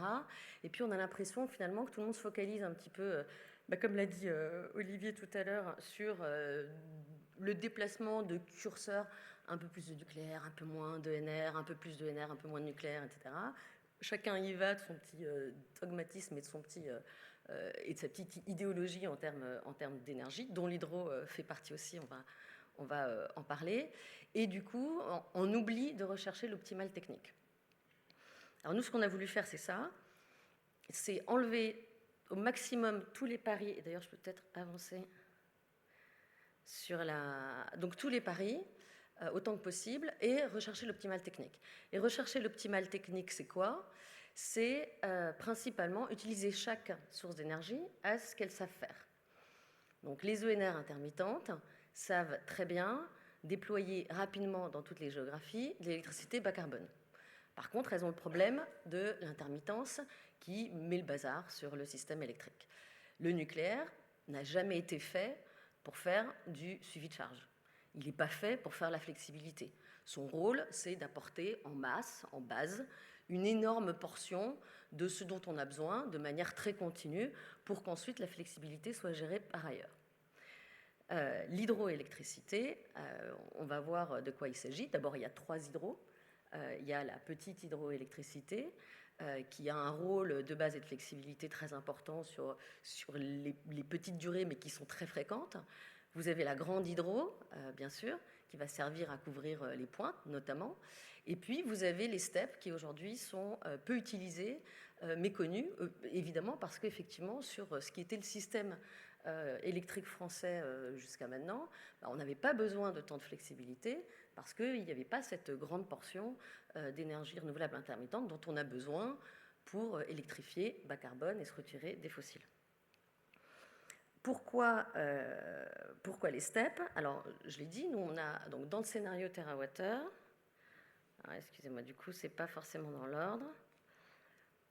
Voilà, donc ça, c'est les éléments du scénario TWh qui intègre, donc qui est le seul, encore une fois, scénario à s'appuyer très fortement sur les 3 grandes énergies bas carbone, éolien, solaire, surtout en début de période, nucléaire pour reconstituer la base et le socle sur lequel va s'appuyer le système, et puis hydroélectricité, et notamment une montée très forte du recours aux steppes, puisque ce que nous, on propose, voilà, c'est de ne pas toucher à ce qui est le parc de barrages aujourd'hui, qui est effectivement exposé à ce qui va être l'adaptation au changement climatique, et puis qui après tout joue son rôle d'ores et déjà plutôt bien, mais un besoin de flexibilité que nous, on propose de remplir avec un ajout de 8 TW de STEP sur aujourd'hui entre 19 et 50 installations. On est en train de revoir un petit peu les choses pour faire vraiment un bilan et un diagnostic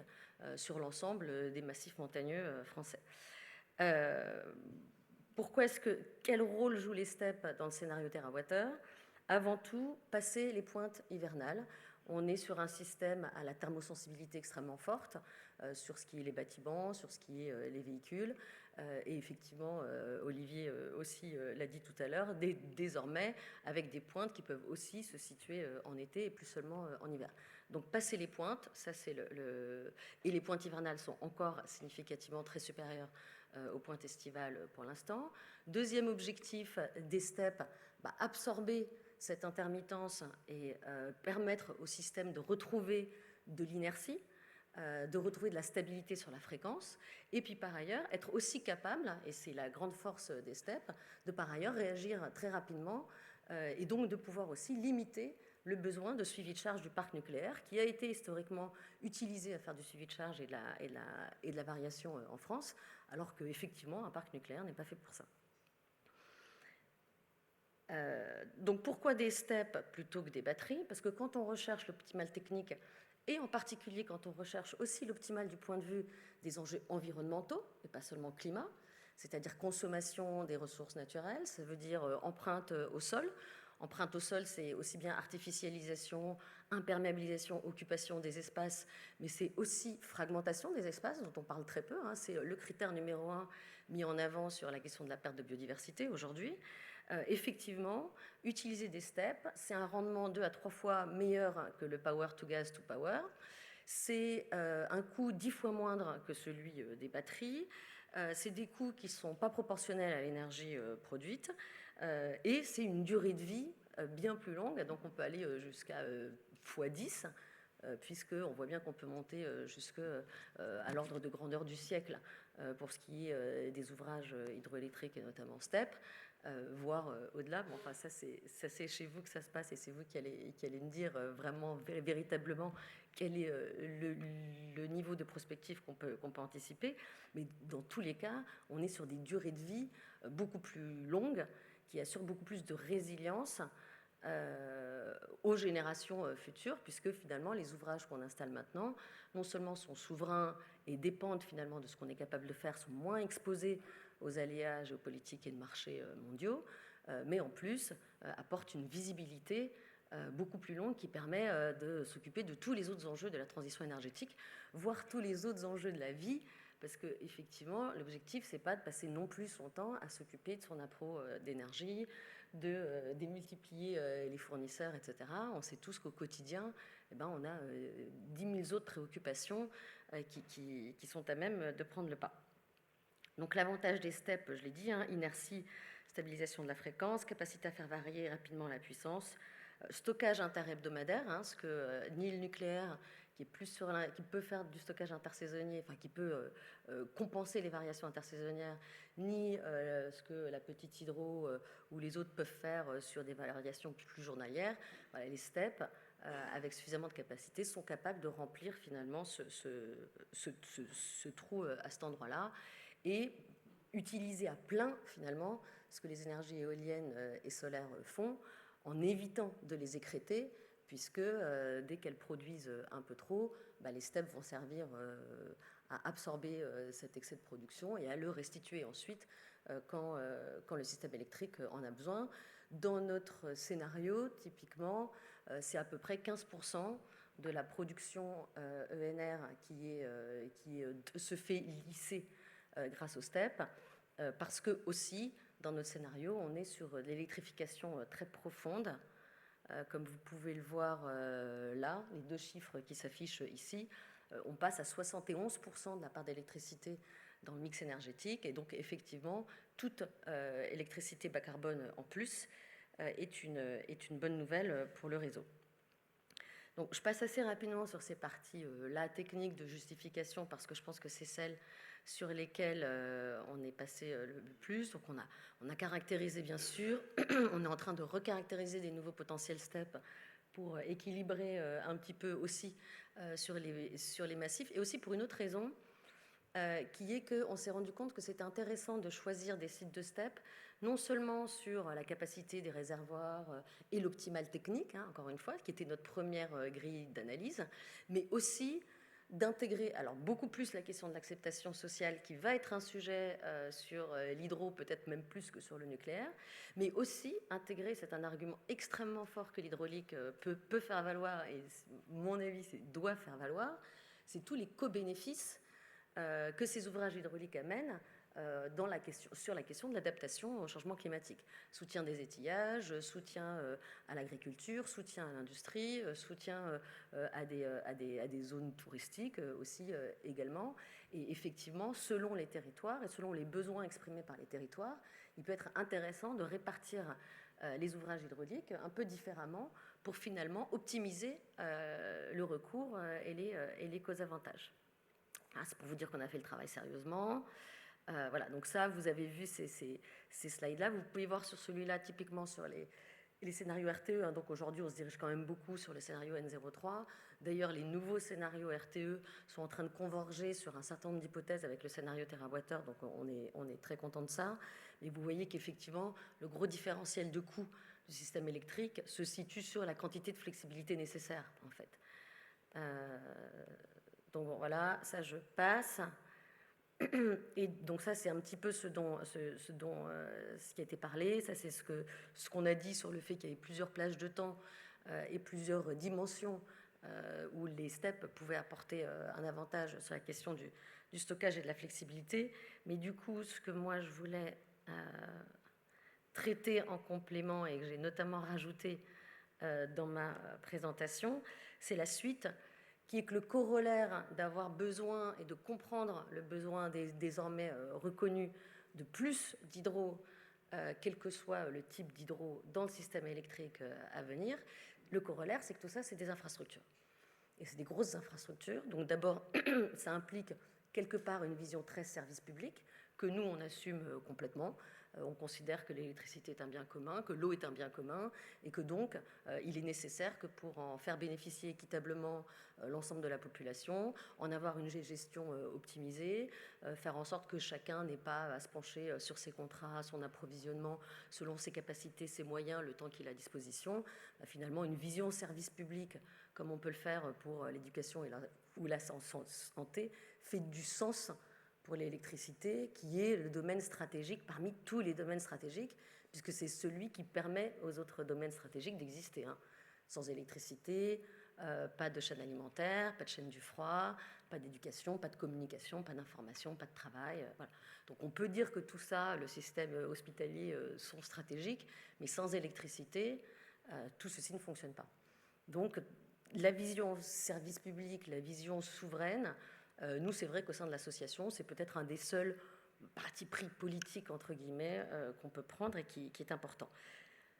La question de l'infrastructure et du financement de l'infrastructure nous amène sur la question du financement, qui a été un petit peu abordée, financement des projets et puis de l'acceptabilité, qui fait que finalement ce financement et cette capacité à faire émerger les projets va aussi venir avec le politique.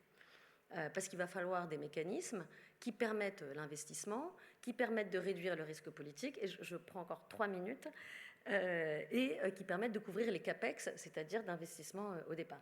Donc je ne vais pas m'étendre là-dessus, mais vous avez effectivement le Power Purchase Agreement, vous avez des mécanismes comme les Contracts for Difference, les bases actifs régulées dont on n'a pas parlé, mais qui peuvent être aussi intégrées à la discussion. Je passe là-dessus. Ce qui est important et ce sur quoi je vais conclure, c'est que en fait, toute cette capacité d'investissement et d'acceptabilité dépend aujourd'hui beaucoup de ce qui se passe au niveau de la Commission européenne et de tous les débats, et aujourd'hui c'est tous les jours, qui se tiennent à la Commission européenne sur la question justement du market design. et comment est-ce qu'on approche cette question-là. Et il y a une question, et il y a un document, un débat aujourd'hui qui est extrêmement prégnant et vif à la Commission européenne dont on n'a pas encore parlé, c'est celui du Net Zero Industry Act, qui est la réponse de la Commission européenne, de l'Europe, d'abord au très très fort, à la très forte offensive américaine sur ces questions d'énergie et de capacité, et puis à l'agression russe qui fait que l'Union européenne doit trouver ses propres capacités et sortir du gaz beaucoup plus vite que ce qu'on avait anticipé. Donc le Net Zero Industry Act a dit, eh ben, il va y avoir encore un énième et un très fort effort de la part de la Commission pour réindustrialiser et pour renforcer les capacités énergétiques. Et donc on va définir des technologies qui rentrent dans cet acte-là, qui vont être particulièrement encouragées, et parmi celles-là, encore une sous-catégorie qui va être considérée comme stratégique. Et ces énergies stratégiques, il y en a 8, elles vont être soutenues pour accélérer le déploiement des projets, en soutenir l'accès au financement, en soutenir l'accélération du point de vue réglementaire, les débats, etc. Parce que l'objectif, c'est que 40% des déploiements d'ici à 2030 soient sur ces 8 énergies-là. Donc il y a un gros effort qui est mené à cet endroit-là. Et alors, je vous le donne en mille, dans ces 8 énergies stratégiques, eh ben, il n'y a pas l'hydro. Alors vous vous doutiez qu'il n'y avait pas le nucléaire, mais il n'y a pas l'hydro non plus.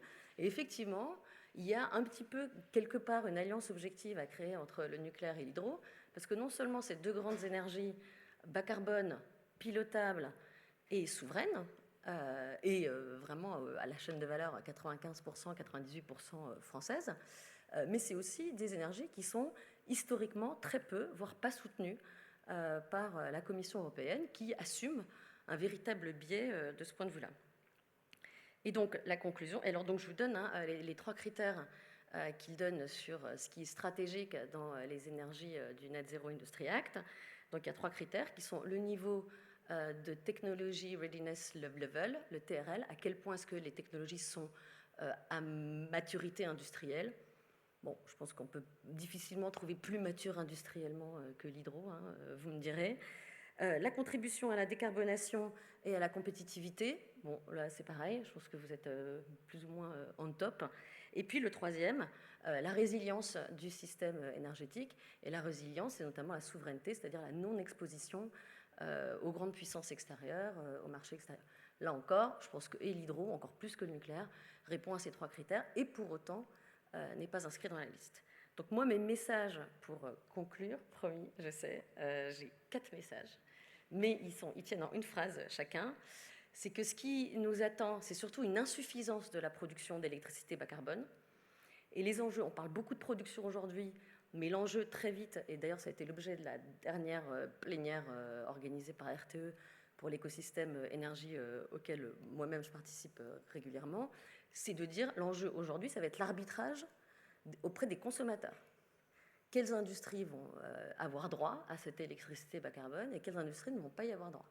Quel service va y avoir droit et quel service ne va pas y avoir droit? Donc aujourd'hui, le sujet, il n'est pas dans la production, il est dans qui est-ce qui va devoir se priver parce qu'il n'y aura pas assez. Le deuxième grand message, c'est qu'il n'y a pas d'opposition et il ne faut pas qu'il y ait d'opposition entre les énergies bas carbone, justement pour cette raison, parce qu'on a besoin de toutes et d'autant de production électrique bas carbone que possible. Mais par contre, il faut quand même entendre qu'il y a un optimal technique, parce que, encore une fois, chaque énergie n'a pas les mêmes propriétés physiques. Et qu'on peut optimiser le marché de l'électricité si on veut, mais s'il s'appuie sur un système électrique productif qui lui-même n'est pas optimisé, bah vous aurez un marché optimisé sur un système qui ne l'est pas. Donc ça restera non optimisé. Et puis finalement, le dernier message, c'est celui que j'ai cité tout à l'heure, qui était, je pense personnellement, et les voix du nucléaire avec moi, qu'il y a un vrai lien et une vraie conjonction d'intérêts, de principes et de qualité entre le nucléaire et l'hydro, comme ça a toujours été sur les 40 ans du système électrique français, qui jusqu'à maintenant nous a plutôt bien servi. Merci Myrtho, on peut l'applaudir.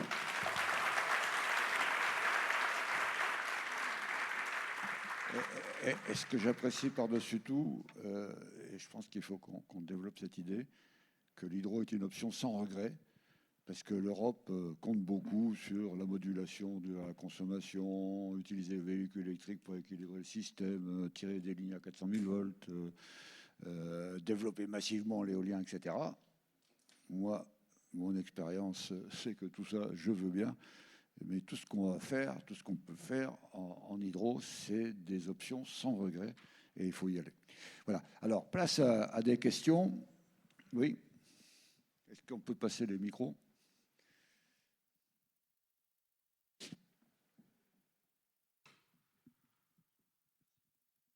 Oui, bonjour, Pierre Kramer. Alors, c'est plutôt une réflexion, mais je pense que vous allez réagir dessus. J'ai les scénarios RTE du mix de l'horizon 2050 là sous les yeux, qui font un peu référence. Je regarde le scénario médian, donc pas le pire en termes d'énergie renouvelable. On parie dessus, en termes de flexibilité, sur 20 gigawatts de nouveaux thermiques décarbonés. Donc il faut savoir que ça, en 2 mots, ça veut dire qu'on va produire de l'hydrogène avec des électrolyseurs, on va le mettre quelque part, et quand on aura besoin d'électricité, on le fera passer dans des turbines qui vont faire de l'électricité. On n'a aucune capacité d'électrolyse aujourd'hui en France, on n'a aucune capacité de stockage d'hydrogène, et on n'a aucune turbine à hydrogène qui fonctionne. Le tout, sachant qu'on aura un rendement de à peu près 20-30%. Ensuite, on se base sur 13 gigawatts de batterie. Bon, aujourd'hui en France, il doit y en avoir 3 mégawatts de batterie à peu près. Et 40 gigawatts d'import. Ça, c'est les hypothèses de base de RTE dans ces scénarios 2050. C'est quand même très aléatoire. Enfin, moi, on me dit... c'est à peu près comme l'avion à hydrogène ou l'avion solaire. C'est quand même un truc. Moi, on me dit que dans 25 ans, on va avoir notre fourniture d'électricité qui va être basée là-dessus. Ça me fait un peu peur. Et en parallèle, dans ces scénarios, sur l'hydro, 22 gigawatts, donc ce qu'il y a aujourd'hui, voire moins, on ne bouge pas. Et on rajoute juste 3 gigawatts de STEP. Mais je me dis, mais attendez, on n'a pas fait un peu d'études de sensibilité sur est-ce qu'on mettait plutôt 15 gigawatts de STEP, qu'est-ce que ça permettait de sécuriser d'un point de vue technique, d'un point de vue fourniture, par rapport à tous ces paris industriels où on n'a aucune idée de si on va y arriver, comment on va le faire, etc. Enfin, voilà, moi je suis très étonné de ça, surtout de la part de RTE, qui est quand même un scénario un peu solide et crédible et qui fait référence, quoi. Voilà. Bon, c'est assez difficile compte tenu de la complexité de ce type d'études de rentrer dans le détail, mais il faut voir que c'est que grosso modo, ces scénarios, ils sont vus de façon suffisamment différente et tranchée pour répondre aussi finalement à des aspirations qui sont exprimées et du coup pour voir qu'est-ce qu'ils impliquent. Et donc évidemment, quand on prend un scénario avec pas mal avec des renouvelables, 100% renouvelables, et c'est la même chose chez nos collègues allemands et autres, en fait, on va mobiliser tout ce qu'on connaît, puis après, à la fin, il y a un terme d'ajustement, et on dit ce terme d'ajustement, qu'est-ce qui, a priori, pourrait permettre de boucler. Et aujourd'hui, sur tous les scénarios européens, c'est clairement l'hydrogène. Sur la question, en revanche, de l'ambition que l'on peut afficher en matière de développement de l'hydro. Ça, c'est le résultat des différents groupes de travail, des consultations et autres. Avec chacune des filières, on a défini par rapport au scénario ce qui semblait quelque chose d'accessible au regard des faisabilités techniques, acceptabilité et autres. Donc ça, ce n'est pas des chiffres qu'RTE invente, c'est en fait ce qui est ressorti des différentes concertations. Donc, qu'aujourd'hui, on se pose la question in fine qui serait, est-ce qu'il ne faut pas être plus ambitieux? Est-ce que du coup, quelles sont les contraintes? Et donc, c'est un peu la question que tu poses. Moi, c'est une bonne façon d'aborder le problème. Mais au moment de l'élaboration des scénarios, dont je rappelle que, parce que j'étais en charge à ce moment-là des études prospectives, on les a lancées début 2018. Donc, il faut toujours éviter de se reposer la question en 2023, finalement, de se dire, en fait, il y a des trucs qu'on aurait fait évidemment très différemment aujourd'hui. C'est pour ça que, d'ailleurs, il y a des nouvelles études qui sont revues. Donc, l'explication, elle est là. C'est qu'à un moment, c'est ce qui est remonté des groupes de concertation avec les parties prenantes comme une cible réaliste en matière de développement des steppes. Et après, l'hydrogène, c'est le terme de bouclage. Et les volumes, donc on peut dire que c'est un pari, mais c'est quand même un pari qui est fait par beaucoup de pays. Après, ça engage beaucoup de discussions, de savoir mais d'où il vient cet hydrogène, puisque grosso modo, c'est aussi une grosse différence entre l'approche française et l'approche allemande. L'approche allemande, pour boucler, fait appel quand même à des ressources en hydrogène bien supérieures à ça et prévoit d'importer de l'hydrogène de pays qui vont développer, je dirais, vu compte tenu de leur géographie, des capacités de production d'hydrogène vert. La France n'a pas fait ce choix-là. Donc, évidemment, tout ça est discutable à un moment ou un autre, mais l'objectif était d'avoir des scénarios suffisamment tranchés pour qu'il y ait un débat et qu'il y ait un choix clair sur pourquoi on choisissait ce scénario sur la base d'un débat dont je ne rentrerai pas dans le détail de savoir s'il a été suffisamment alimenté ou pas, ce débat. Mais globalement, pour autant, l'histoire n'est pas finie. Et je pense que Myrta l'a bien montré. Il y a le sujet de savoir quel potentiel de développement de l'hydro. Je pense que trop souvent, l'hydro a été considéré comme quelque chose maintenant de statique, qu'on avait atteint. Le message qui était passé, c'est voilà, on a atteint le max capacité de développement d'hydro, hormis à la marge. Et effectivement, je regrette que, côté européen, le sujet n'ait pas été pris. Enfin, nous, on a eu le même sujet pour les réseaux d'une certaine façon. Au début, dans le Net Zero Industrial Act, les réseaux n'étaient pas mis comme des technologies. Il a fallu une mobilisation très très forte de toute la chaîne, aussi bien des fournisseurs de techno, les opérateurs de réseau et autres, pour qu'on l'obtienne. Donc, là aussi, ça demande une mobilisation importante. Alors, nous, dans notre scénario, on a, avec notre étude avec Compass Lexecon, qu'on a fait il y a 2 ans, et en concertation compte totale avec EDF et autres, on a mis 10 gigawatts de STEP, on sont capables de faire 10 gigawatts de STEP, et puis il y a tout ce qui est sur équipement de lac, 900 mégawatts, et puis tout ce qui est, Olivier l'a dit, c'est-à-dire que le continuum de l'hydroélectricité, on peut améliorer les performances dynamiques de nos installations, y compris jusqu'à la petite hydro. Myrto, tu voulais...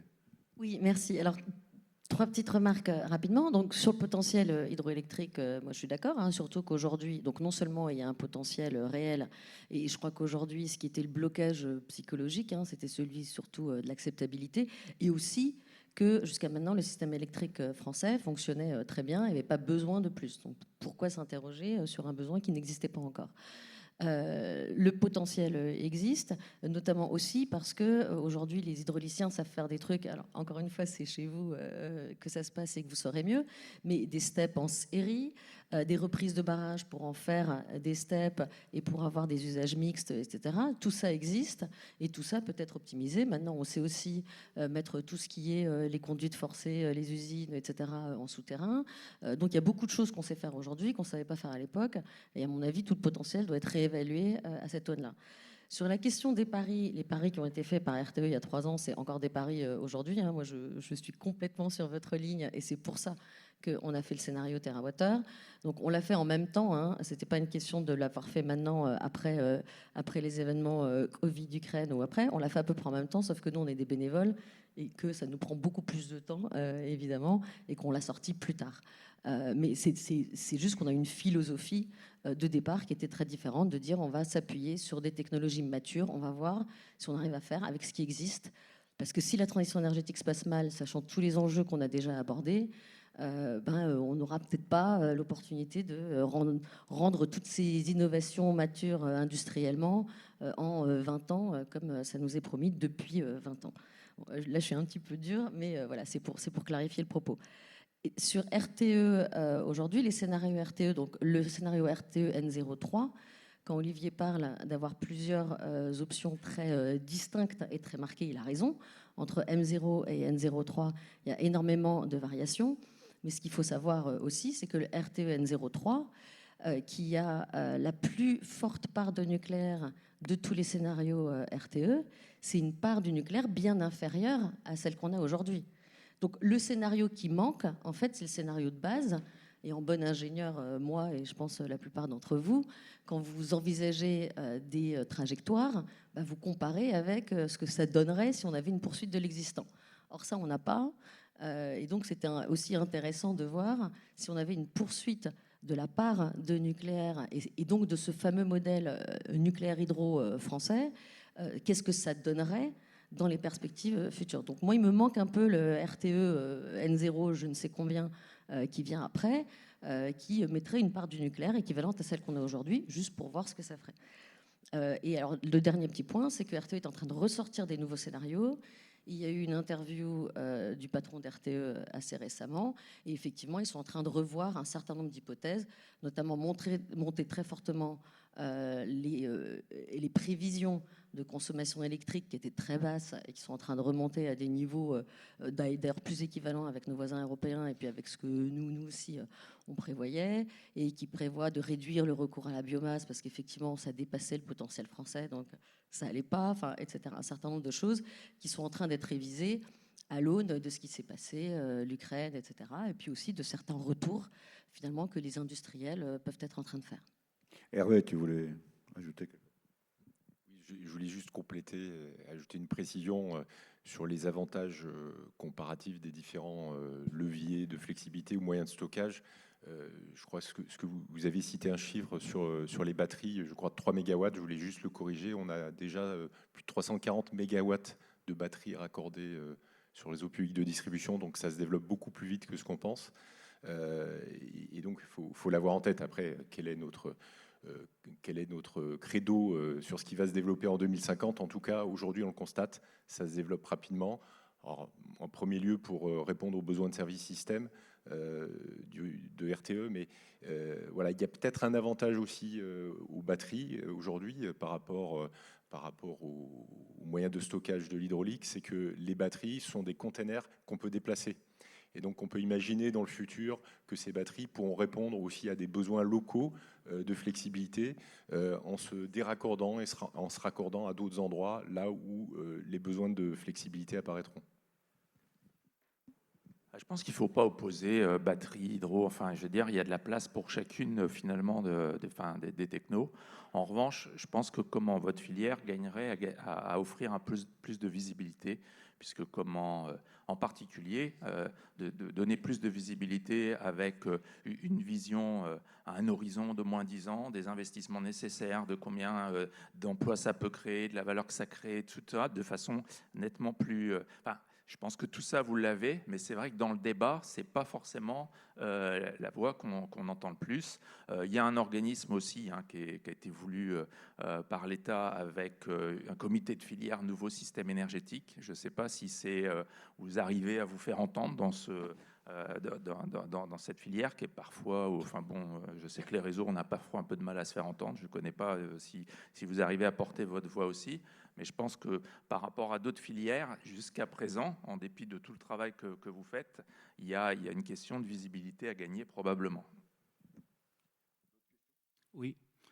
Moi, je voulais parler d'une brique qui n'a pas encore été évoquée ici, qui me paraît quand même la première et la plus simple, c'est le réservoir gravitaire, avant de parler de STEP.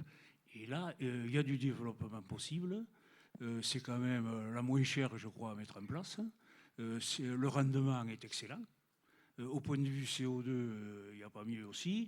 Et au point de vue acceptabilité, je pense que on nous oppose toujours Visence, les manifestations, des risques de ZAD et tout ça, mais c'est pas du tout un réservoir agricole, c'est pas du tout comme un réservoir hydroélectrique quand même. Dans les montagnes, je crois que c'est beaucoup mieux accepté. À tel point même que vous n'avez pas un calendrier des PTT maintenant où en photo il y a un lac hydroélectrique dans nos régions. Et beaucoup, en plus, de centrales actuelles qui sont au fil de l'eau pour être transformées en centrales avec réservoir et de pointe. C'est possible géographiquement et tout ça. Le seul problème, il est politique. C'est que parler d'écluser en mini hydraulique, c'est se faire... on est porté à l'échafaud immédiatement. C'est inaudible par l'administration à l'heure actuelle.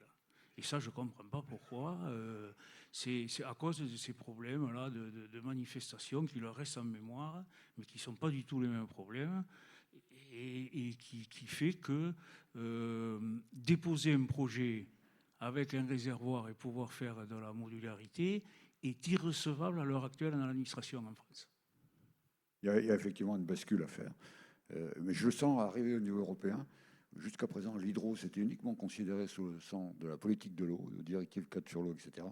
Et maintenant, on sent, notamment DG Énergie se réveille, que non d'une pipe, c'est vrai, l'hydro, ça peut servir. Et il y a du potentiel. D'autres questions? Oui, moi j'en ai une, Ghislain, s'il te plaît. Jean-Éric Carré. Du coup, moi je voulais savoir, et si je n'ai pas bien compris lors de la présentation là, du président de RTE, si vous allez présenter à l'automne plusieurs scénarios à nouveau. J'ai compris que c'était par contre effectivement à l'échéance de 2035 et pas 2050, hein, et que ça reprenait évidemment toutes les hypothèses qui ont évolué avec les contextes qu'on connaît et puis les engagements nouveaux qu'a pris l'Europe. Mais est-ce que ça sera un scénario? Est-ce que ça sera plusieurs scénarios?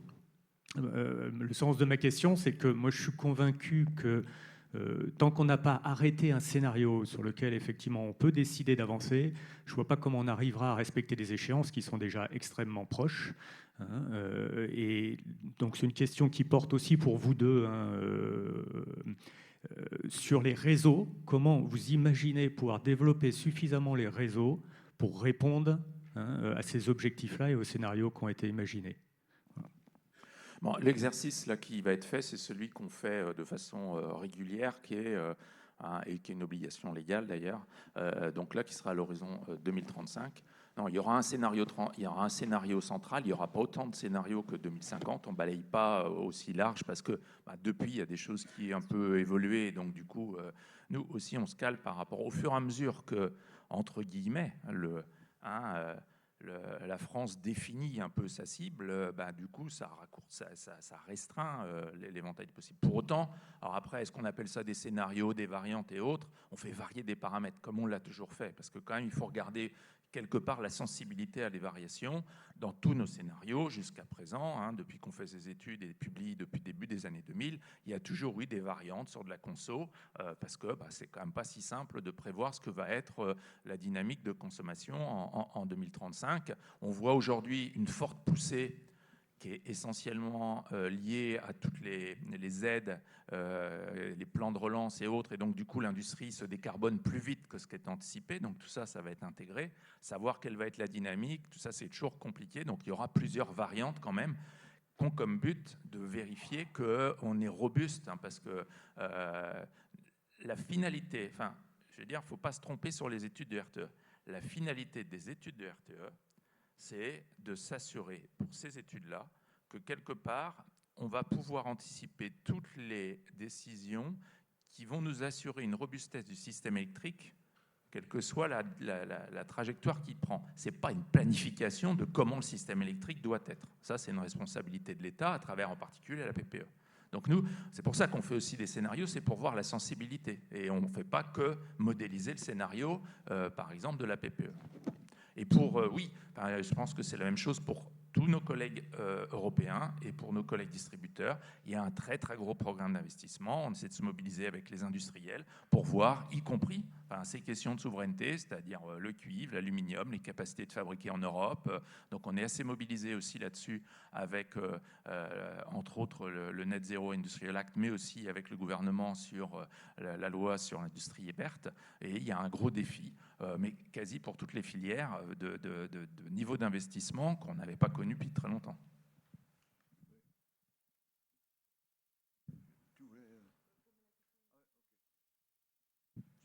Je peux faire très rapidement, sans compter que je vais être d'accord avec Olivier sur un certain nombre de points. D'abord, effectivement, il faut faire très attention au rôle des scénarios. Ils ont trop souvent servi à faire croire que des messages politiques étaient des messages techniques. Quand on pose un scénario, ça ne veut pas dire qu'on est en train de dire que c'est faisable, que c'est réaliste, que c'est sans dommage, sans coût, sans effort. Typiquement, le cas du scénario 100% renouvelable, qui en réalité repose sur tellement de paris qu'aujourd'hui on s'en éloigne, on s'en écarte de plus en plus, y compris les nouveaux scénarios RTE.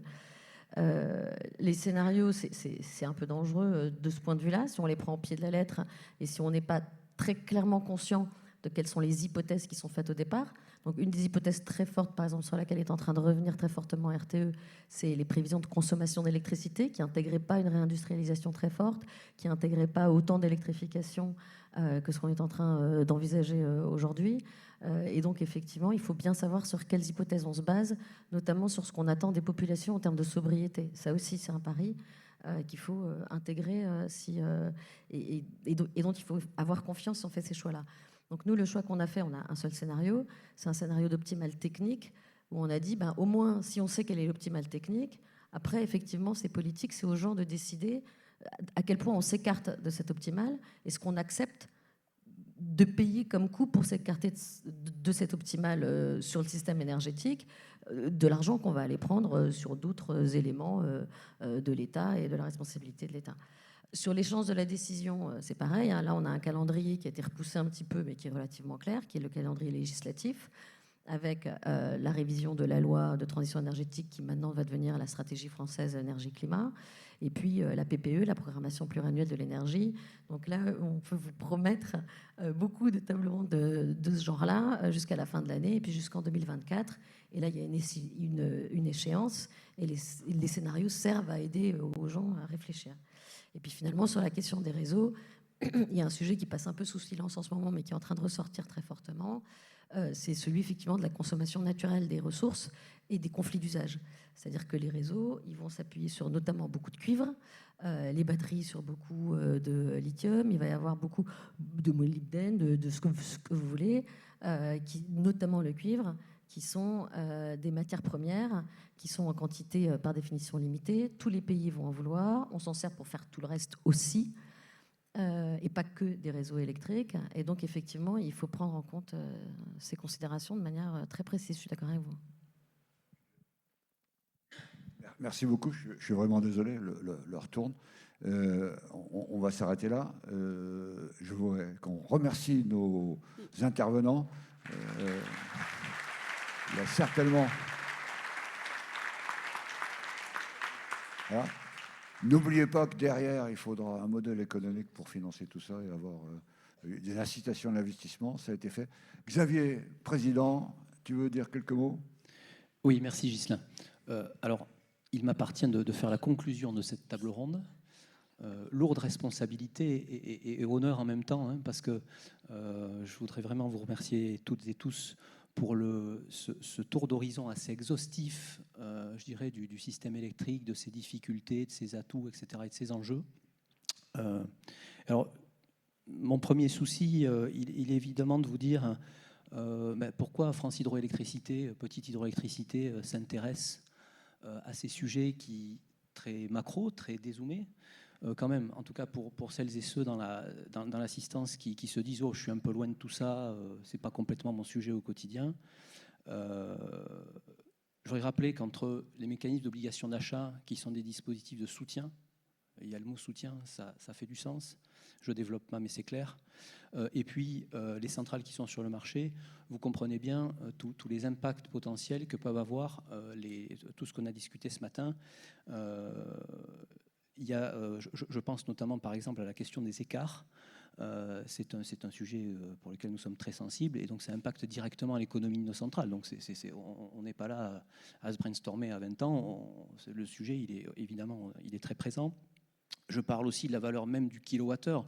Vous savez que sur le marché spot, une fois que le fixing a été opéré, le prix de vente du kilowattheure, que vous le produisiez en base ou en extrême pointe, c'est le même prix. C'est-à-dire que la valeur attachée à ce kilowattheure, elle est indifférenciée. Donc tout ça, ça qualifie une vraie différence quand même entre le modèle historique du merit order et celui qu'on vit aujourd'hui aussi au quotidien sur nos centrales. J'ai noté quelques éléments clés quand même.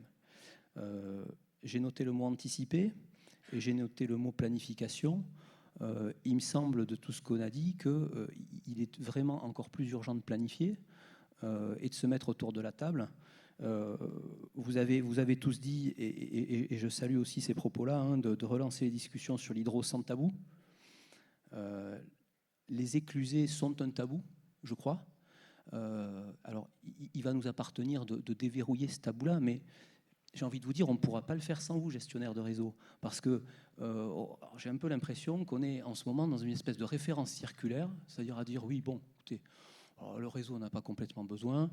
Le potentiel, on nous a dit que... Alors, c'est évidemment, si vous allez voir la direction de l'eau, vous aurez des réponses toutes faites, pas de problème.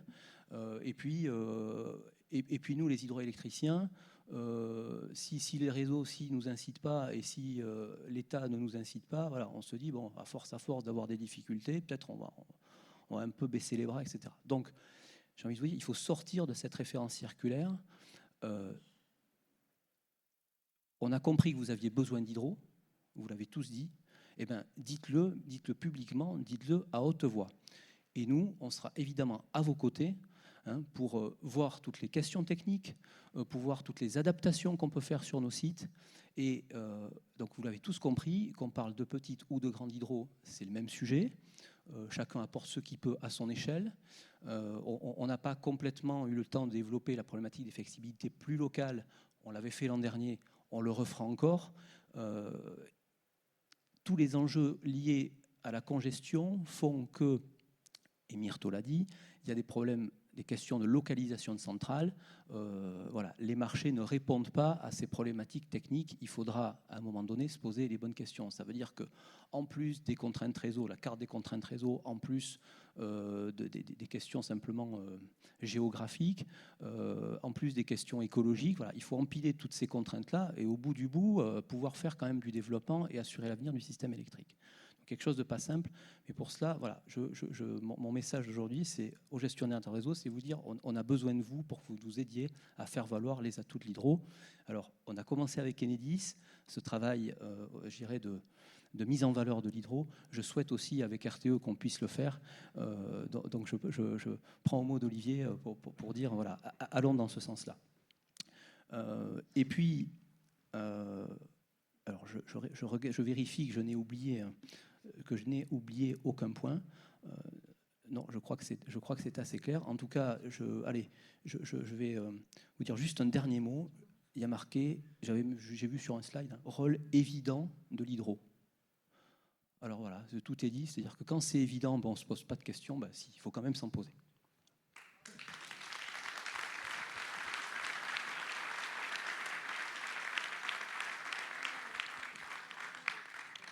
Alors, je veux quand même remercier beaucoup Ghislain d'avoir eu la gentillesse d'organiser ce débat qui était d'une hauteur de vue incomparable. Donc bon, j'espère que voilà, vous avez tous pu appréhender vraiment tous les enjeux. Je pense que les invités seront encore un petit peu à votre disposition après pour si vous avez des questions très très particulières. Cet après-midi, nous avons la DGEC à 15h. Alors là, j'ai un petit service à vous demander. Restez. On a besoin de vous dans l'assistance pour montrer à la DGEC qu'on a besoin que la DGEC travaille et nous aide à faire avancer nos sujets. Si vous partez, ils vont dire « Bon, mais attendez, finalement, vous n'avez pas de problème ». C'est d'ailleurs souvent ce qu'on nous dit. Ben si, on a quand même des questions à régler. Donc, votre présence fera honneur à la présence aussi de la DGEC cet après-midi. Donc, je vous demande très, très solennellement, venez nombreux et restez cet après-midi pour notre séance avec la DGEC. Merci beaucoup. À tout à l'heure.